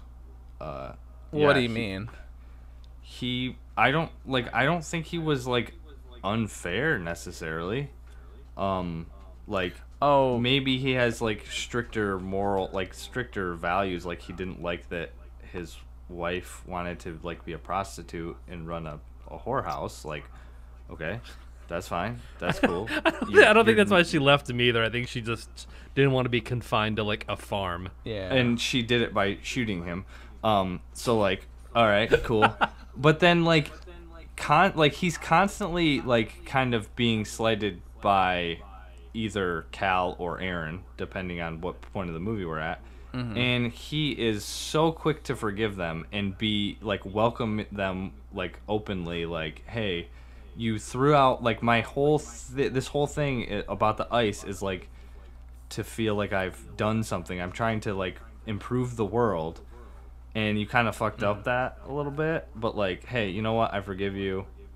We're good. And then like even at the end, after everything that happens, you know, Abra, she comes in and like kind of gives him a speech, and then Cal comes in and he's like, hey, yeah, get that nurse out of here. She fucking sucks, and I want you to take care of me. And he's like, hey, you know what? You fucked up, but you're still like, I don't know. I don't know. He just, I'm sure there's more to it like in the book, but like from what I saw, it was like he's so willing to like he just wants Cal and Aaron. He just wants them to be good and like good people. And like maybe you could like say, well, some people's value of good is like way stricter or like straight-laced or like confining than like other forms. But like, I mean, to me he seemed like very open to them being like just good enough. Like, hey, you came up with this ingenious idea of like moving the lettuce down this chute to this table. It's like, just move the fucking cart closer to the table, jackass. Like that's the simple thing. You don't need a fucking chute. Just move it closer. There's my ingenious plan. Like, I don't know. I will say that like any time he was like, Cal did something like the shoe or like the birthday party and stuff, and he was like really happy with him, I'm like, I'd want to make him happy too. Like he's just a very like, it was nice to see like the dad like, and maybe it's like partly because I was like happy for Cal, but like I was like, yay. I just like seeing him like happy. Yeah, I'm assuming it's probably alluded to also like more in the book end of things, but I think it also could be like a nature versus nurture type thing where it's like, I don't know. I don't think it's only Cal and Aaron who have like trauma in their life that has led them to be the way that they are. I think the dad obviously has stuff. So it's like, I don't know. It's one of those things where you can criticize the way that they view the world and the way that they parent their children, but also understand the circumstances that pretty much I mean, that's how like cycles of abuse happen. It's like you get abused and you have traumatic experiences, and then you bring children into the world, and then you know you knew what happened to you and it sucked, but look, here you go, you've like put it right back into your kids or like applied it to them. And so it's like, I think the dad was more of a sympathetic figure than I think maybe he was meant to be portrayed. I don't know. Yeah. Because like obviously there are moments in the movie where like, I don't know. Yeah. Like the rejecting the $5,000 and being like, I don't want this blood money on my hands or whatever. Like, I think that, I don't know. Yeah. That's like pretty cynical and hypocritical. But I think outside of a few other moments, I think the dad is flawed, but trying to be as best understanding as he can with his limited perception of the world. I never thought he was supposed to be a bad guy. Like, well, that's kind of what it seems like it's supposed to be portrayed from Cal's perspective. Like, I can't do anything right. And then, like, but it only shows like him being a fuckhead teen. for, like, the first half of the movie. It's like, no wonder, jackass. It's like, you're a dickhead. No wonder. It's like when you're on a movie podcast and you say everything with a smirk and everybody thinks, well, yeah, no wonder everybody thinks you're talking shit. Because you always have a smirk on. You should get a mic like this so you can, like, hide your face when you need to. It's kind of nice. I mean, I could do that. Oh, okay. That'd be better for the podcast. Is it quiet? Is my audio quiet? No, it's louder the closer you get. No, okay. Yeah, science. Okay, guys, I'm chomping at the bit on this to get in on this dad discussion because I don't know. I feel like I have a lot. I feel like I bring a unique perspective to this table as someone whose dad is exactly like Cal's dad. Like, Okay. He's a good guy, and he's a quote unquote good. Is he still outside the door? Is he peeking in like James Dean in the Ice House? when I was into that, if I checked, yeah, they're watching Star Trek, so they're okay. They can hear me.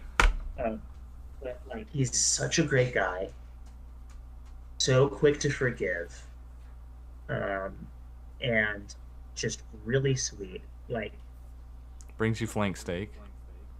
Yeah, exactly. And the whole I was really reminded of them with the whole like, you know, the best gift you could ever give me is to be a good person and to live a good life and be a member of society and shit. Like, my dad straight up told me that word for word, and that's so Nick said he's good but he's flawed. He's trying his best. That's exactly right.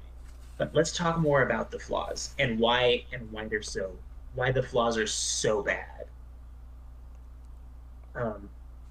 When she's talking to him at the end, really kind of highlights and gets at the core of the issue, which is the difference between love and forgiveness.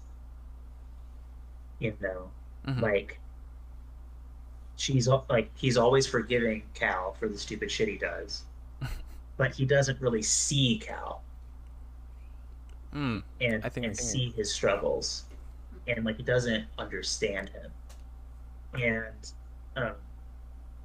that's a big issue. And so, for example, I haven't done that to my dad. Oh, okay. But hypothetically, let's say I do, and his response is, "I forgive you for being gay." Is that love?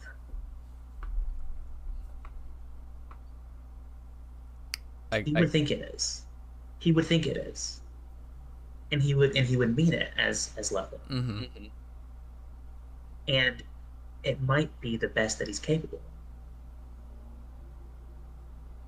But it's not good enough. It's fucked up. And that's the worldview that Cal's dad had. Like Cal, everything you are and everything you do is bad. This idea that you get that you're bad, that came from me and from my values. But I forgive you for all those bad things. Now start being good. Repent, you know? And like, what the dad should have done is recognize, hey, Cal is like this, and honestly that's okay. And to like accept Cal. I feel like he tolerates Cal. He doesn't accept Cal. And that's like that's a missing element. And I think that's what Cal needed. And it's like when they're talking about love and stuff, that acceptance.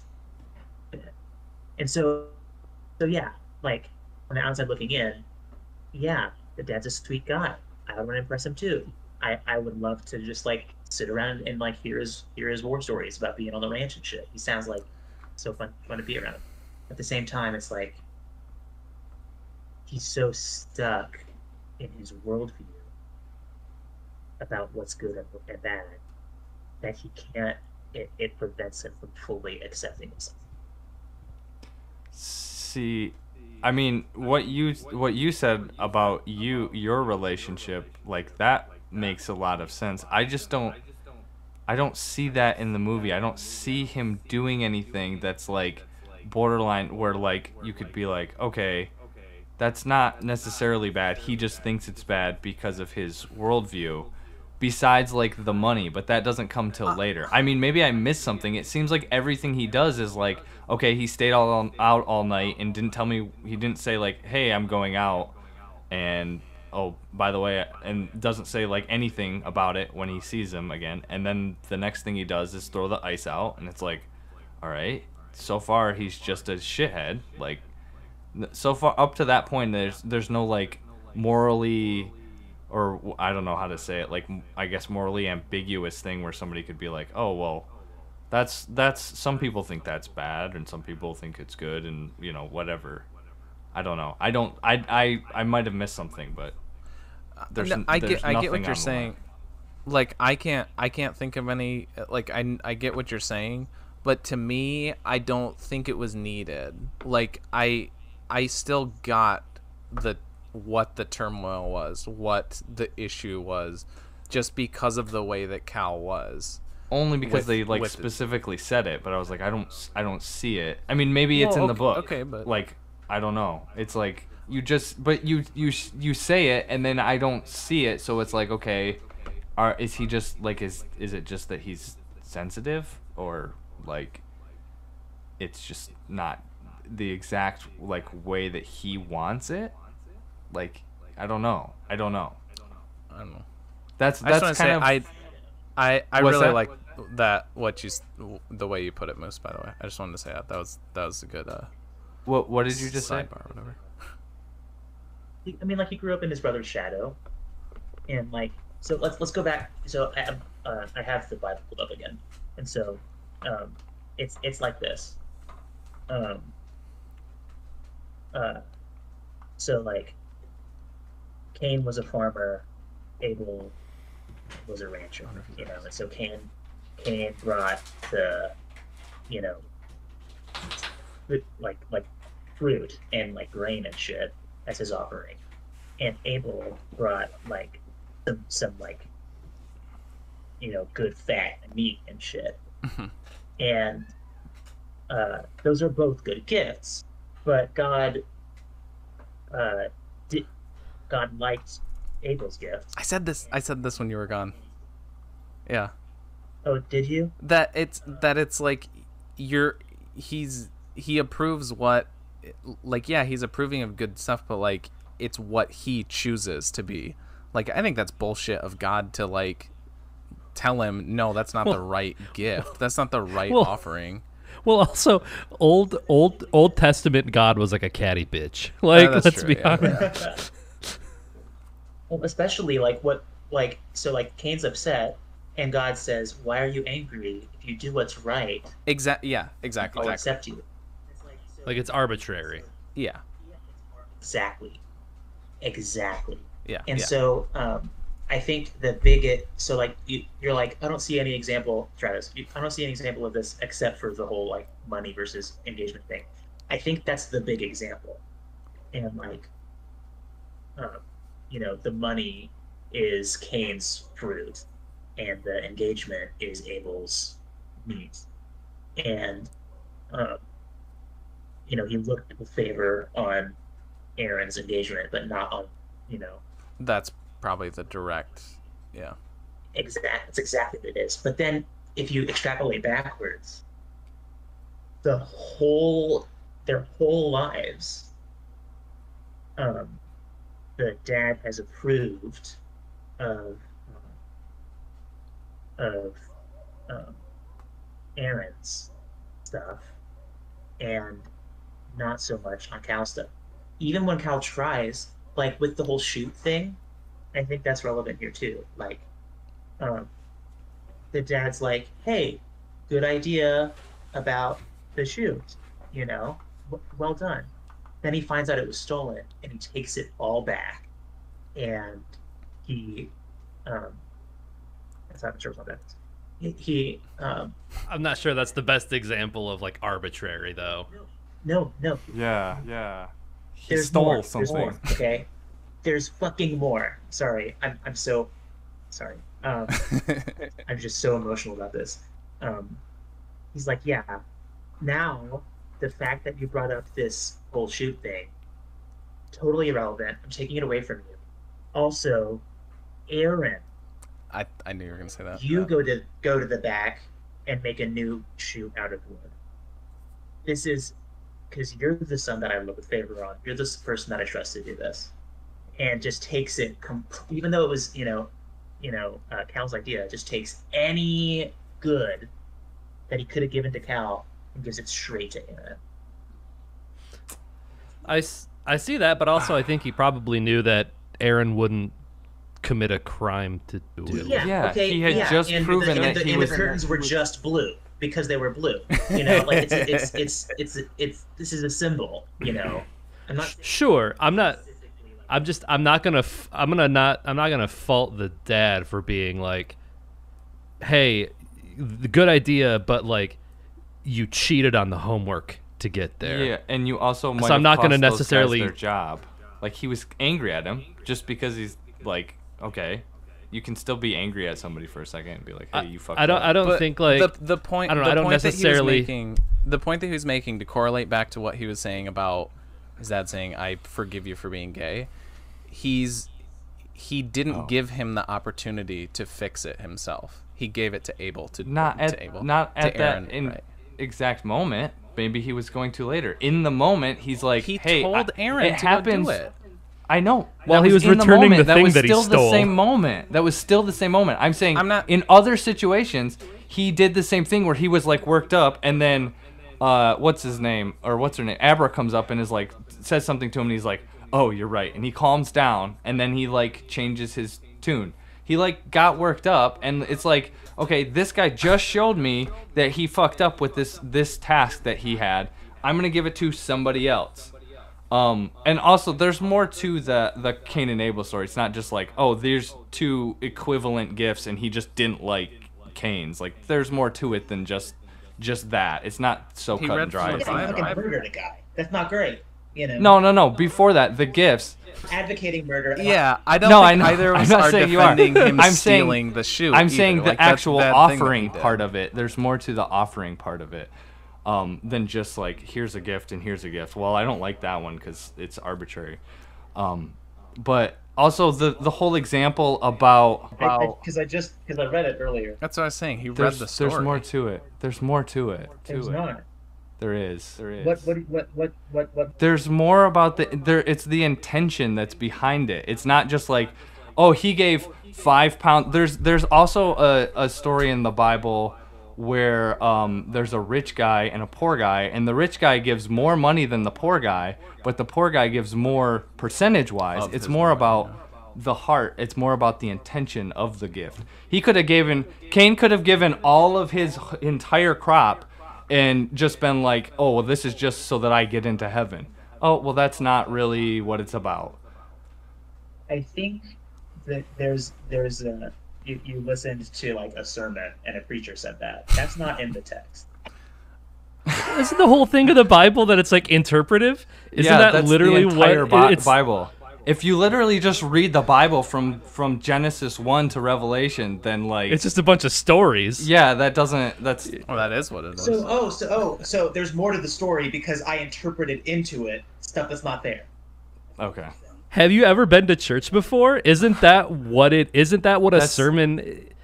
Isn't the Bible like a text to provide like lessons? Like it's interpretive, right? That's the whole thing. Well, yeah, exactly. Somewhat, but that's what Travis is doing. This is the same. Yeah, this is my English teacher moment. Stuff that I was talking about in like our first podcast. How I was like, I watch movies like I read the Bible. I interpret that whatever the fuck, and like what the fuck. But yeah, that's what I was trying to get at. I think that's what Travis is doing too. Okay, Travis said, there's more to the story than Cain gave this, Abel gave this, because in my interpretation, Cain actually was a dickhead. It's like, no, okay, literally in the story it was Cain gave this, Abel gave this, and God didn't like it. That's the story. I guess this would be the first time that two people have interpreted the Bible incorrectly then.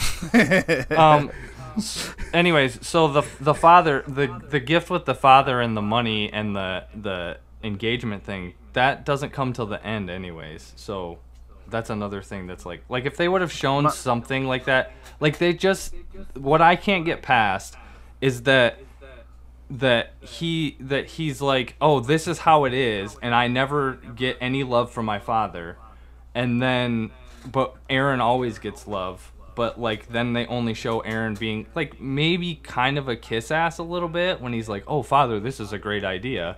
We put lettuce in a ice box for 8 weeks and it's fresh as ever, which bullshit, but okay. We'll call it iceberg lettuce. Yeah, but then they show James Dean just throwing ice out, and then it's like, oh well, why doesn't he love him? But then he forgives. Okay. I don't know. It's just like if they would have shown something. Yes, I remember that one now. They did. It's every time that Cal tries. Did it's not good enough for his dad. And yeah, literally, in each case, it's understandable that's not good enough. But then when you realize, like, every single fucking time that he tries to do something good for his dad, it's not good enough. Yeah, you're right. Okay, maybe objectively it's not good enough because he stole a coal chute and because he, profited off of the war. Sure, okay.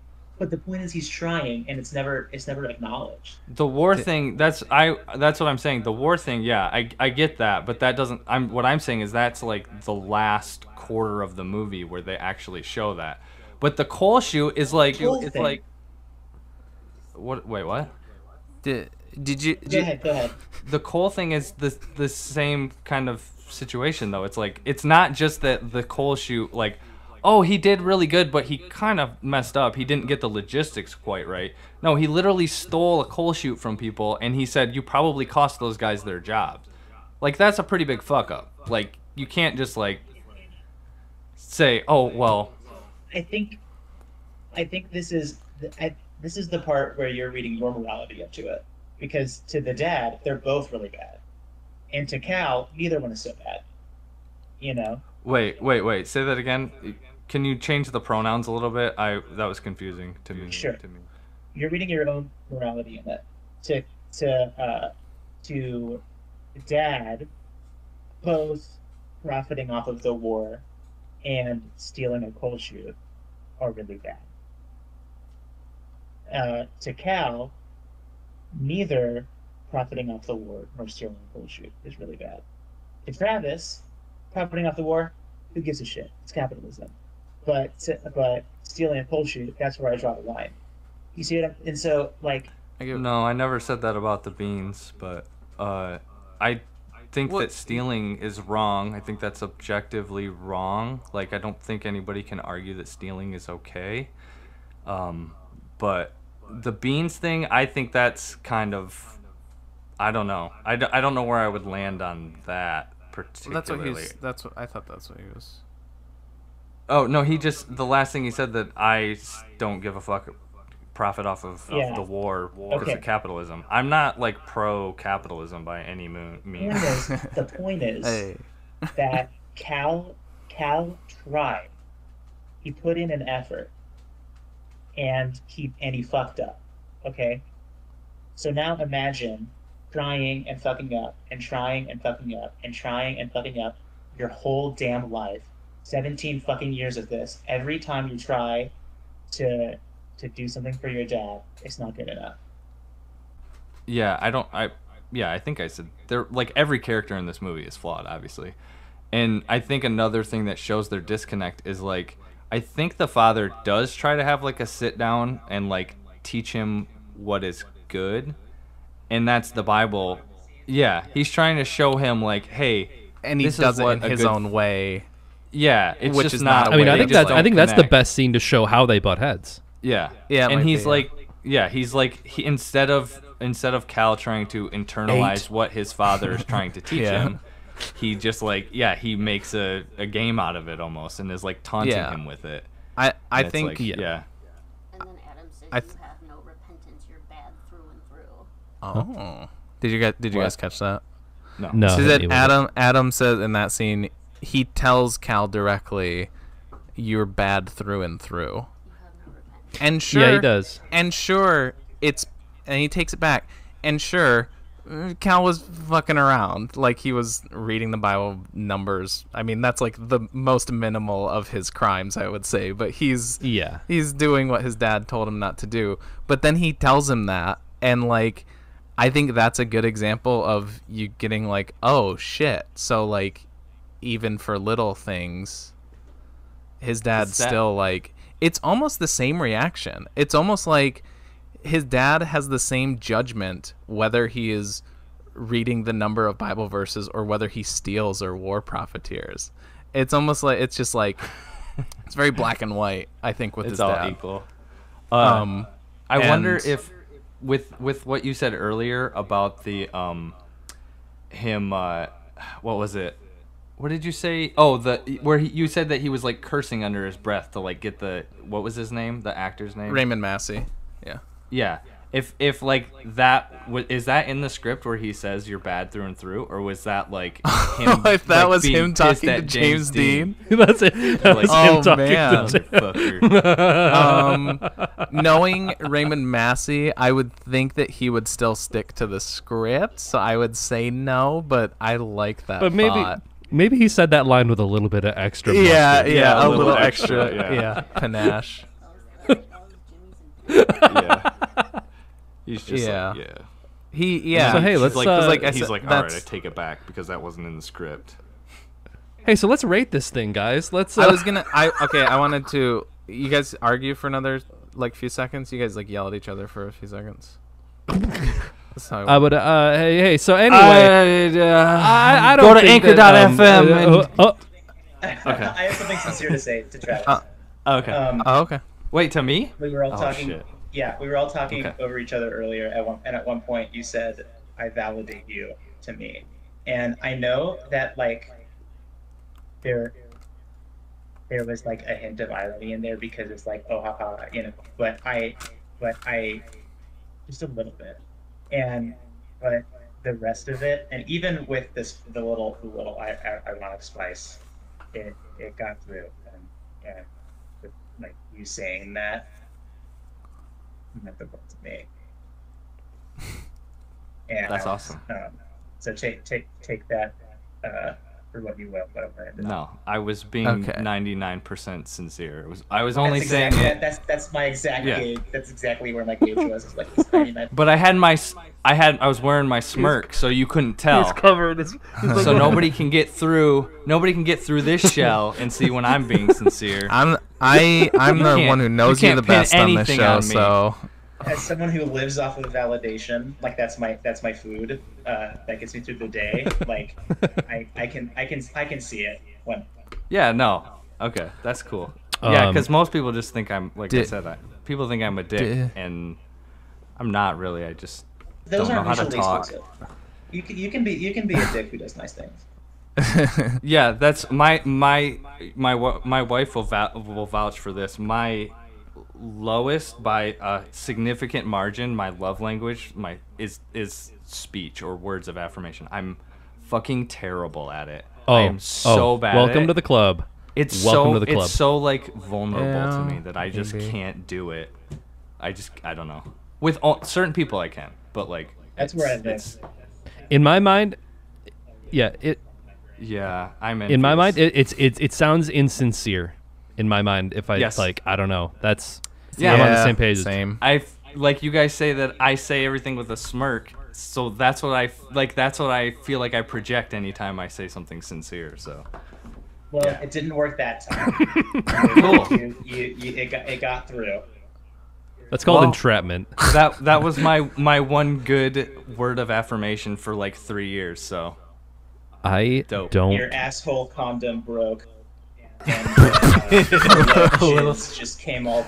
Hell yeah! A little love jizz. I don't want to edit this episode. I don't want to. I was gonna say, Nick, bad. You were talking about like, I don't know what I can cut. I think you can cut like an hour out of this one, probably. Yeah. I just want to. I do not want to relive that. I think you catch the first like 5-10 minutes of this whole thing. You've got the whole conversation.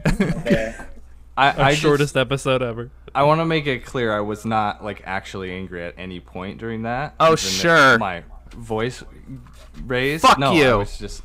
No, all right. I wasn't actually I have the same angry at problem. anybody at all. I just I'm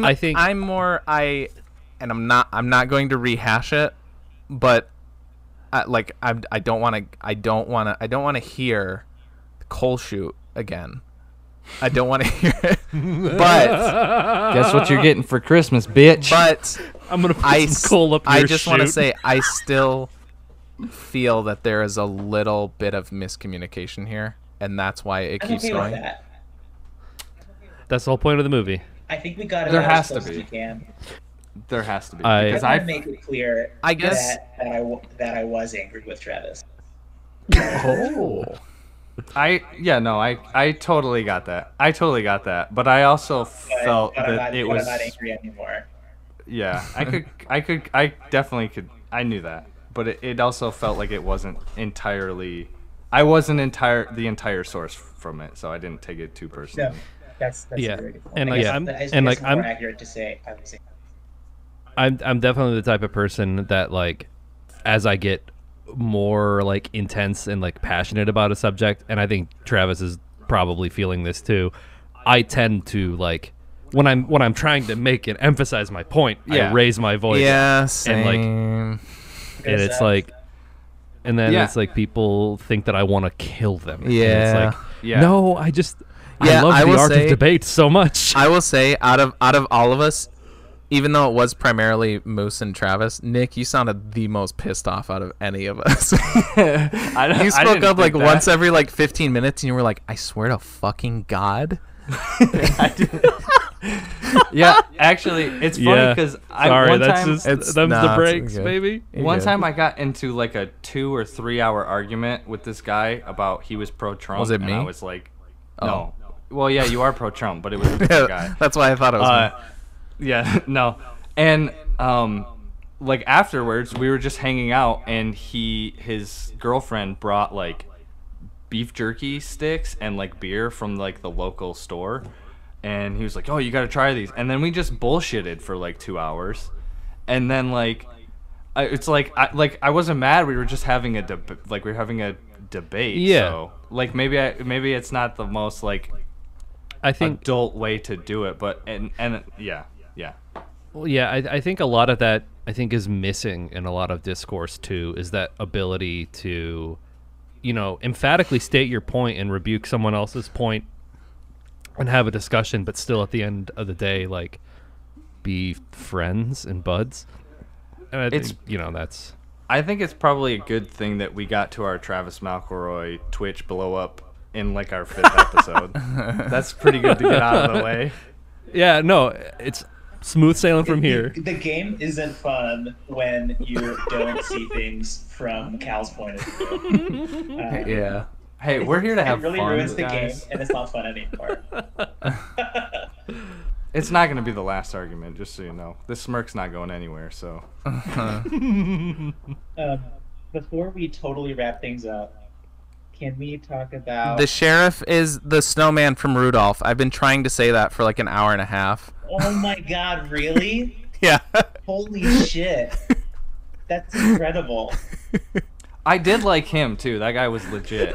Although, it was kind of weird when he was like, the guy's in the drunk tank, and then he's like, "Here's a little hair of the dog that bit you," and hands him a 5th. Like, it's an almost full 5th, and it's like, what are you doing with this guy in here? I don't understand.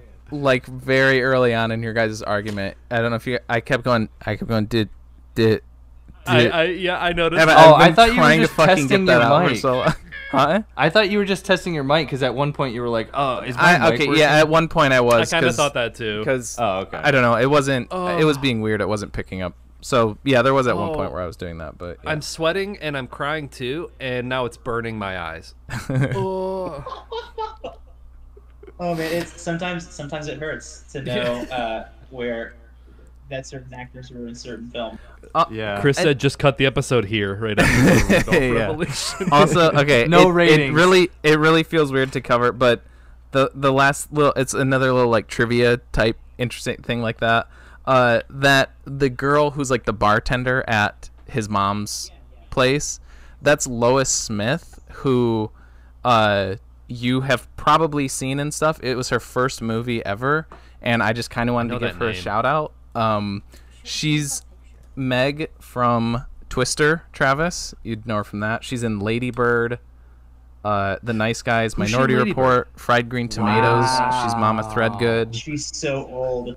and Who is she she's in going Lady to be in Bird? the new Wes Anderson movie as well. Wow. I guess I can pull up a She's picture. also a regular cast member in the HBO horror drama True Blood. Hey, go ahead. you want to? Let's. You want to know another good movie that I feel like we can have this exact same conversation This Twister? lady. with? Lady Bird. Wait, what do you mean? D- Oh, the- about like the disconnect between dynamic- like the mother and the daughter. dynamic between the Yeah. mother and daughter in Lady Bird. Moose, have you seen Lady Bird? I have not. I want to say I recommend you watch it, but also I don't know how it affected you guys, but like at the end of Lady Bird, that was like it was so crushing to me. I don't I really remember Were you it. saying, TJ? I said I don't like really it. remember it. I don't. I don't. I thought the movie was okay. I don't think I liked it as much as you. Like I The do airport scene. I don't even remember. it. I saw it Oh, once okay. when it was in theaters. Sorry. Okay, I just found, since we're talking about trivia, I'm looking at Lois Smith's Wikipedia. Okay, so she was in East of Eden, the movie. Mhm. Also, was nominated for a Tony Award for her performance in the stage production of The Grapes of Wrath. Oh, interesting. Oh wow. Neat. I thought you were gonna say East of Eden. I was I thought you were gonna say Weast Gotta- of Whedon. We see Sweden. Hey, we finally got. Yeah. Hey. all right.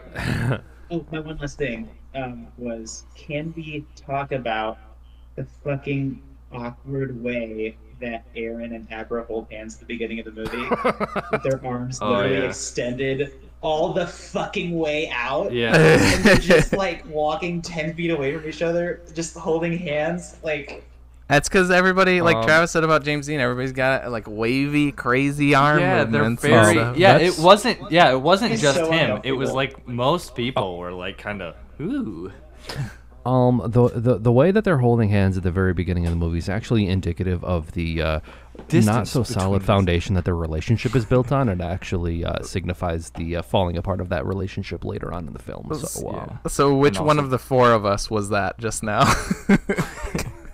Everyone but me probably. Because we can poke fun, but we have all done that.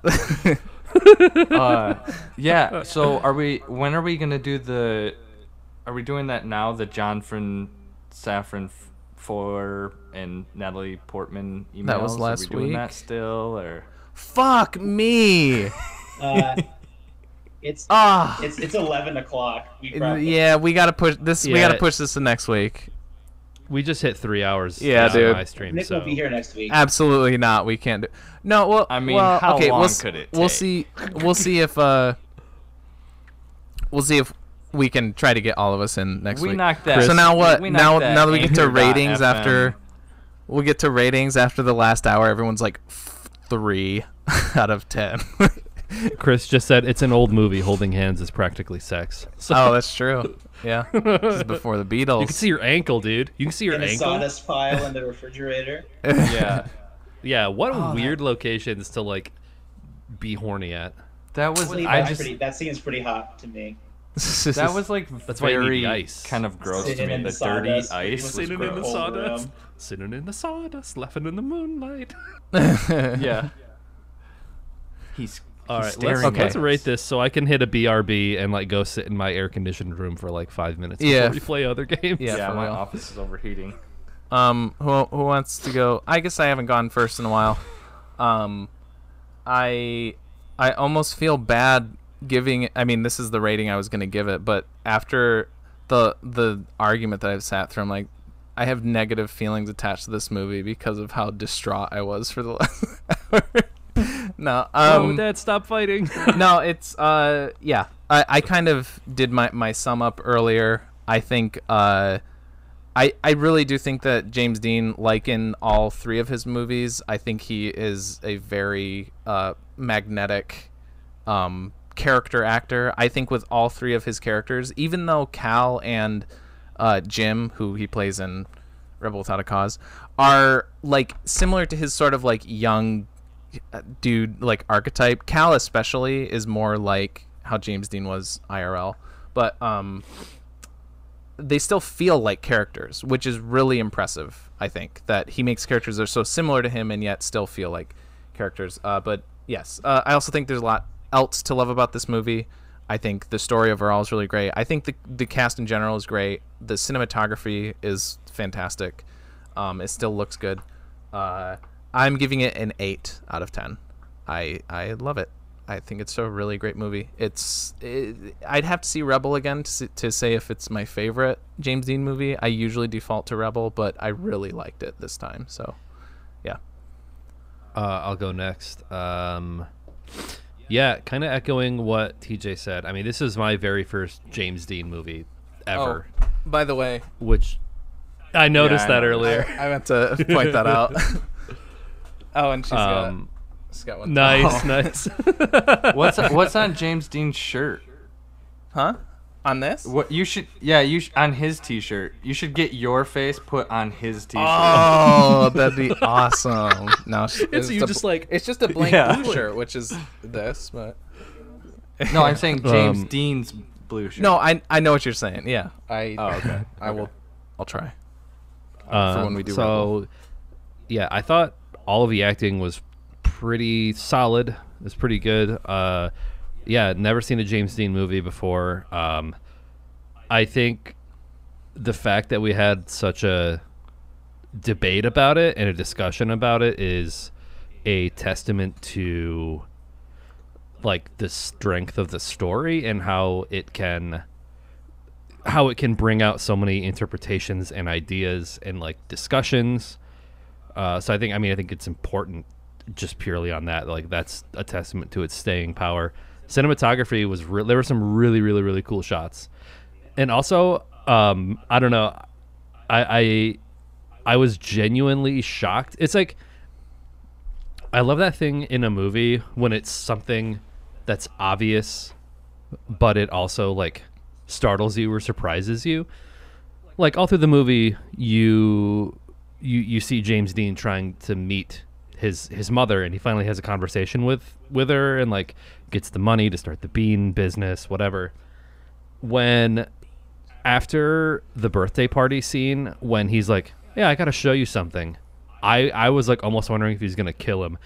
And then when he was like taking him to show Aaron his biological mother, I legitimately was like, oh shit, like it actually like it got me.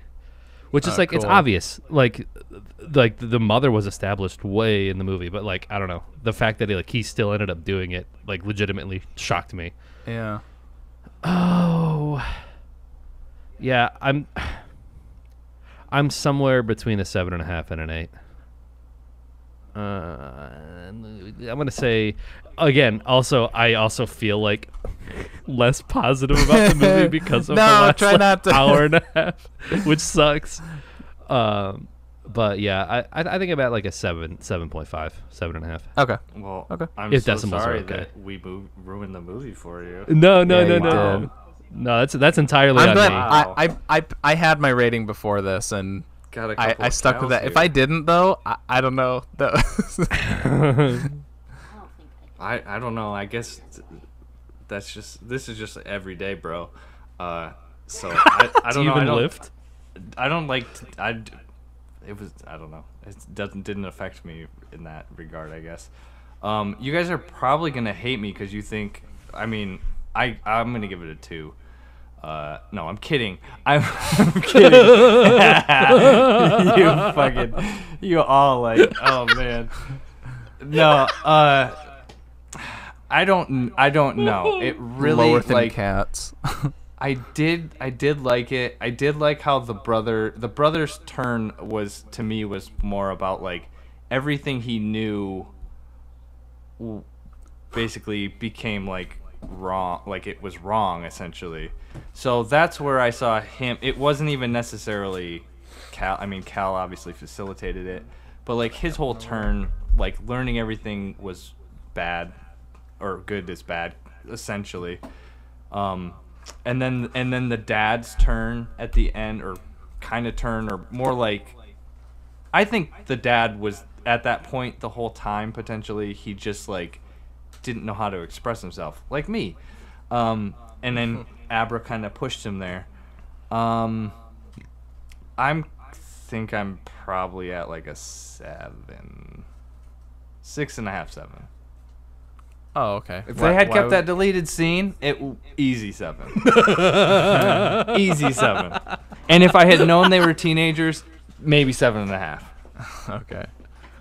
Yeah, I do think I was less sympathetic because they were like, I thought it was a movie about a couple guys in their 20s. I did too. I thought he was like supposed to be his age, and I was like, okay. They- By the way, one last thing. Like, I'm gonna finish school soon, and that. Yeah, I thought it was. I feel like there was because Abra references. was I not don't know. in school, so I thought they were talking. He was like a lawyer or something. I thought he was gonna become like goody two shoes. Like, I'm pretty Abra sure says they mentioned Sorry. the years. No, go Abra, ahead, keep going. Abra says that she throws a $3,000 ring into the river. That's a fuckload of money back then. I checked the inflation calculator because every time there's a movie in the past, no. Yeah, it's I was curious. $62,000. Oh god.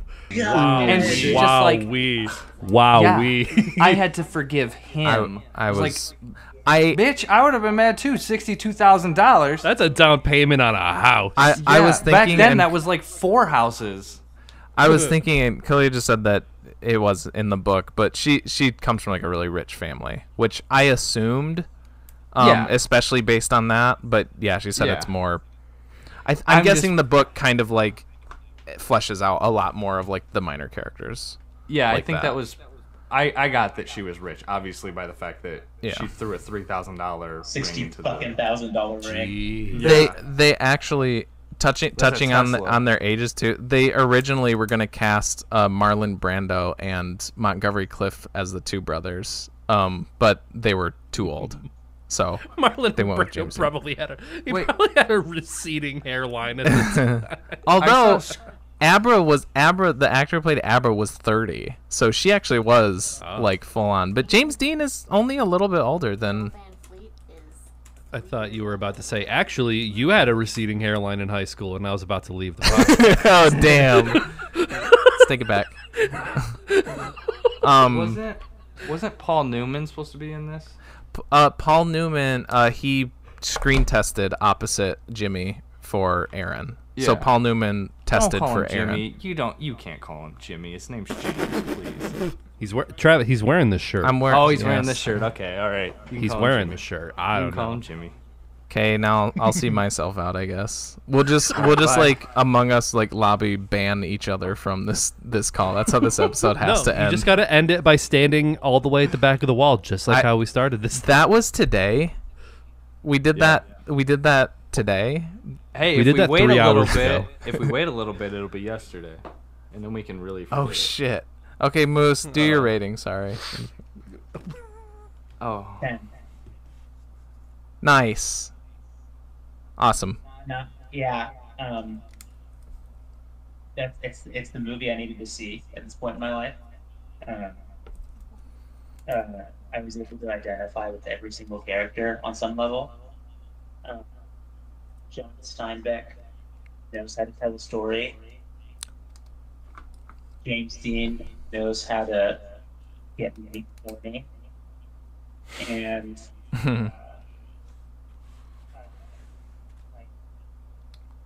I'm eating that Jimmy Dean sausage. You know what I'm saying? Since we're calling him Jimmy now. Yeah, we're on a first name basis. I've been to James Dean Fest enough that like Jimmy is what I hear more than James at this point. So That's weird. This is Jimmy James just Dean seems Fest? a little like. that's where I got the shirt from. Yeah. Yeah. Oh, that's awesome. Yeah. Yeah, and it's my new second favorite movie. What? What's your your first favorite favorite movie? movie? Or do you have a? Princess Bride, duh. Oh, sorry. Oh, sorry. So wait. Now, okay. You said you hate literature. I But was since gonna- you like this movie so much, do you think you will read Yeah, the book or that was gonna listen be my to question. the audiobook? I kind of. Oh, and you said you don't like fiction, but you read the Bible. I'm definitely gonna. I'm definitely gonna read. Shots I'm fired. definitely How gonna are we read getting this into book. that now? I just Let me put it this way. Let's Let me put not. it this way. The next literature book that I read will be Used to Be Them. oh cool. But I'm never yeah. gonna read Fucking it. 50 years old when it happened. Do you like audiobooks or? Yeah, go for an audiobook. No? Same issue. I can't maintain the details. Dang. The one thing I was looking at the Wikipedia article for East of Eden, and like, oh my god, like TJ wasn't kidding. Like, this is the last little bit of the book. It goes like 2 or 3 generations before. It starts with the fucking Civil War. Whoa, I didn't know that. Yeah. Wow. Yeah. Huh. So it's like incredible. So it's like Interesting. in high school we had to read The Sound and the Fury. It's a lot longer than of Mice and Men. Oh great! Now he's definitely not gonna read it. It's almost 600 pages, or it's 600. We had to it read is 600 The pages. Sound of the Fury by Faulkner. Sound of Fear. Oh yeah. And it was, and like that's like an installment in like this whole like cinematic universe that has with this like Literature. literatic universe. Yeah. And like, in order to understand the book, my English teacher gave us like a giant fucking like family tree and like a chart and like Jeez. written up history of the entire fucking Yeah. generational history and everything, so we could understand the book. Still didn't understand the book, but That's nuts. because a third of it doesn't even have punctuation, because it's written from the disabled character's point of view and Oh, doesn't think in punctuation. weird. Holy shit. And it's a fucking nightmare to read. I had to write essays about it and shit. It was so bad. But yes, Damn, it's kind of we didn't right have with to that, use but punctuation, that's though. scary. Yeah. Isn't that how It Johnny probably got is. his gun? Is too. There's a song. lot of like run-on, yeah, like especially towards the end, or no, maybe it's the whole book where there's think just it's like the whole no book. no, it's all one sentence pretty much. Yeah. I think the worst offender I have, because like I have a few Thomas Pynchon novels I've read. Chuck I've- Palahniuk. I'm like- too. What's that? I said Chuck Palahniuk does dumb shit with his writing sometimes too. Oh yeah. Sometimes it's cool, but, like- yeah. sometimes, Sometimes it works. But like Technically. Thomas Pynchon is notoriously like difficult to read yeah, I've heard. because he does a lot of weird like sentence structure shit. But I think the most egregious thing that I've ever seen, I forget what book it was. I was at a Barnes and Noble and I looked at it and I opened up the cover and it starts on page 13 and I was like, no. Wait, what? Oh, so Like- like the first page in the book is numbered number 13. 13. Okay. That sounds like a. I don't know what he was trying to do. It's like some artsy fartsy shit, but I looked at it and I was like, no. That sounds like Nah. a wayside school for like. Yeah. whatever, that like kids books where they like the school like has like. however many It's floors. sideways It- stories from Wayside School. Yeah, that's what it is. Yeah. And it's Now that's a book I can read. yeah, that's a good Tiny book. chapters, But big yeah. font. Pictures. Inherent Vice is pretty good. Yeah. Inherent Vice is pretty good, and that Oh, cool. might be informed by me being a Paul Thomas Like in the Anderson movie. fanboy. Yeah, the movie's good. So I just looked up apparently there's a Wikipedia article, Stream of Consciousness, and it turns out that Everything is Illuminated, the book, contains passages in Stream of Consciousness. I was gonna. Ooh. That's so weird. I was gonna say that. I was gonna say it seems like he would write something like that. Really, you think so? Yeah. What makes you Style. say that? Being like a semi-autobiographical thing, like Yeah. You're gonna say being a Jew. yeah, they only think TJ about would say that. themselves. I don't know. Transition. Yeah. Speaking of Jews, do you want to pull the hat out of the Watto cup? Oh fuck! Oh, yeah. It's the Chewbacca cup. You fucking. Is it pig. that time already? Oh, I thought it was a Watto cup. Watto sits on top. Oh, okay. Watto 'Cause- sits on 'cause top he's of. he's like a Jewish I stereotype. Right? know. Yikes. Yeah, is it that time? 3.5 hours in. Hang on, which Oh my god. which Oh my which cup God. is which? This is the Chewbacca bad is cup. good. This is the bad cup. It's time for the bad cup already? Yeah. Yeah, that's what I was Yeah, End of the thinking. month. It's the end of the month. It's the last when the show is going to be the last Friday. Although we might have to do it on a different day this week, but So you're the saying last we Friday did- of the month. So you're saying we did 3 good movies in a row? I mean, that's up to interpretation, but yeah. What do we do before everything is eliminated? Ben and Arthur, a good movie. No, I don't remember. Oh my god. Something. Hold on. Oh, We did All the President's Men. Nixon, yeah. Damn, it's time Oh, for a yeah. bad movie again.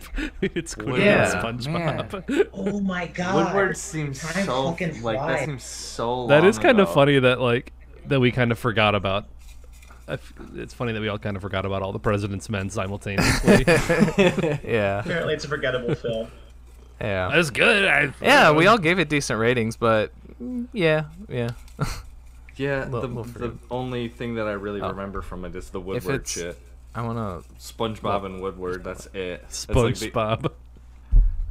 All right, hit me with it. Hit me with it. Sorry, my body's ready. You've never heard of it. My body is sweaty. Oh shit. Okay. Fuck. I have. There's like one or two. Ooh, we might have to. Okay. It's called Who Killed Captain Alex? Directed by Nabwara IGG from 2010. It's a Wakaliwood film from, I think, Uganda. They have a whole industry here. I've always wanted to check out one of their movies. Oh, I think I know what you're talking about. Wait, so how do you know it's bad? Huh? Maybe it's really good. How do you know it's bad? Well, Maybe it's really. Well, I mean, a lot of the movies that I have put into the bad cup are ones that like I've seen people review and like on YouTube as like bad movie reviews. Alongside like Ben and Arthur, I got that from like a YouTube review. They're vetted, was what you're saying. I guess so, yeah. And also, this is on the IMDb bottom 250 or whatever. But at the same time, this is one that kind of has a cult following of people who are like, no, it's actually good. So I'm interested. Old problem is what we're Oh. going for. I Yeah. was gonna say it's got an 8.1 out of 10 on IMDb. Yeah, so- there's people who like fucking love it too. It's only an hour and 14 minents, which is sick. I Yeah, love that's that. another cool Oh, thing. hell yeah. That's a good thing if we need to try to squeeze this in earlier in the week. Then it's a short movie. Don't have to divest. The budget was $85. Yeah, that sounds right. The runtime in minutes is the same is Oh, on shit. the same order of magnitude as the budget in dollars. I It's think like that's what they $1 a say. minute. They say- yeah. They say that each like- page of a script is 1 minute and also $1. Yeah, yeah. $6. It's like $1 an hour. This is one that like the Neil Breen ones. I have to check. I'm not sure if this is one, but like it's only available for like 50. You have to like buy it for like $15. And if that's the case, I'm not gonna make you guys pay $15 if you don't want to. Like I'll pay for it, and then I can like stream it or something like that. I don't remember. I know the Neil Breen movies are like that, but Yeah. yeah. You can rent it on YouTube for $2. Okay, cool. So it's okay. Awesome. Cool. Sweet. Awesome. Also, Tubi is free, whatever the fuck Tubi is. Tubi. Oh, I thought you said Gooby, because that just reminded me. I should add that one to the bad list too. Gooby. Goob? Did I add Quigley too? Man, there's so many bad ones that like I like awake at like 4 a.m. in my bed and I'm like Gooby or Okay. I'm going to. Do we want to do an outro? yeah. Well, this has been Oh yeah, do your a plug. show and a half. Of There Will Be It Duds. always ends up like this though. Last Yeah, week's was really long. I've been one of your co-hosts, TJ or J Spot Jack Cheese on Twitch, as always. I have been Nick, also Dr. Funk on Twitch. I'm Travis, and let's be honest, you're not gonna look up my stream after this, so. Oh, he's got this smirk. Oh, it's the super general. Hi, I'm the bad boy of the podcast. Wait a minute, I gotta put my hat backwards. There you go. There you go. I am Tommy. I have been, or I was. Fuck, I forgot to do the bit of like I've been, and then. In case I don't see you, good evening, good afternoon, and good night. I'm tired. Yeah, download whatever fucking podcast app we were talking about before.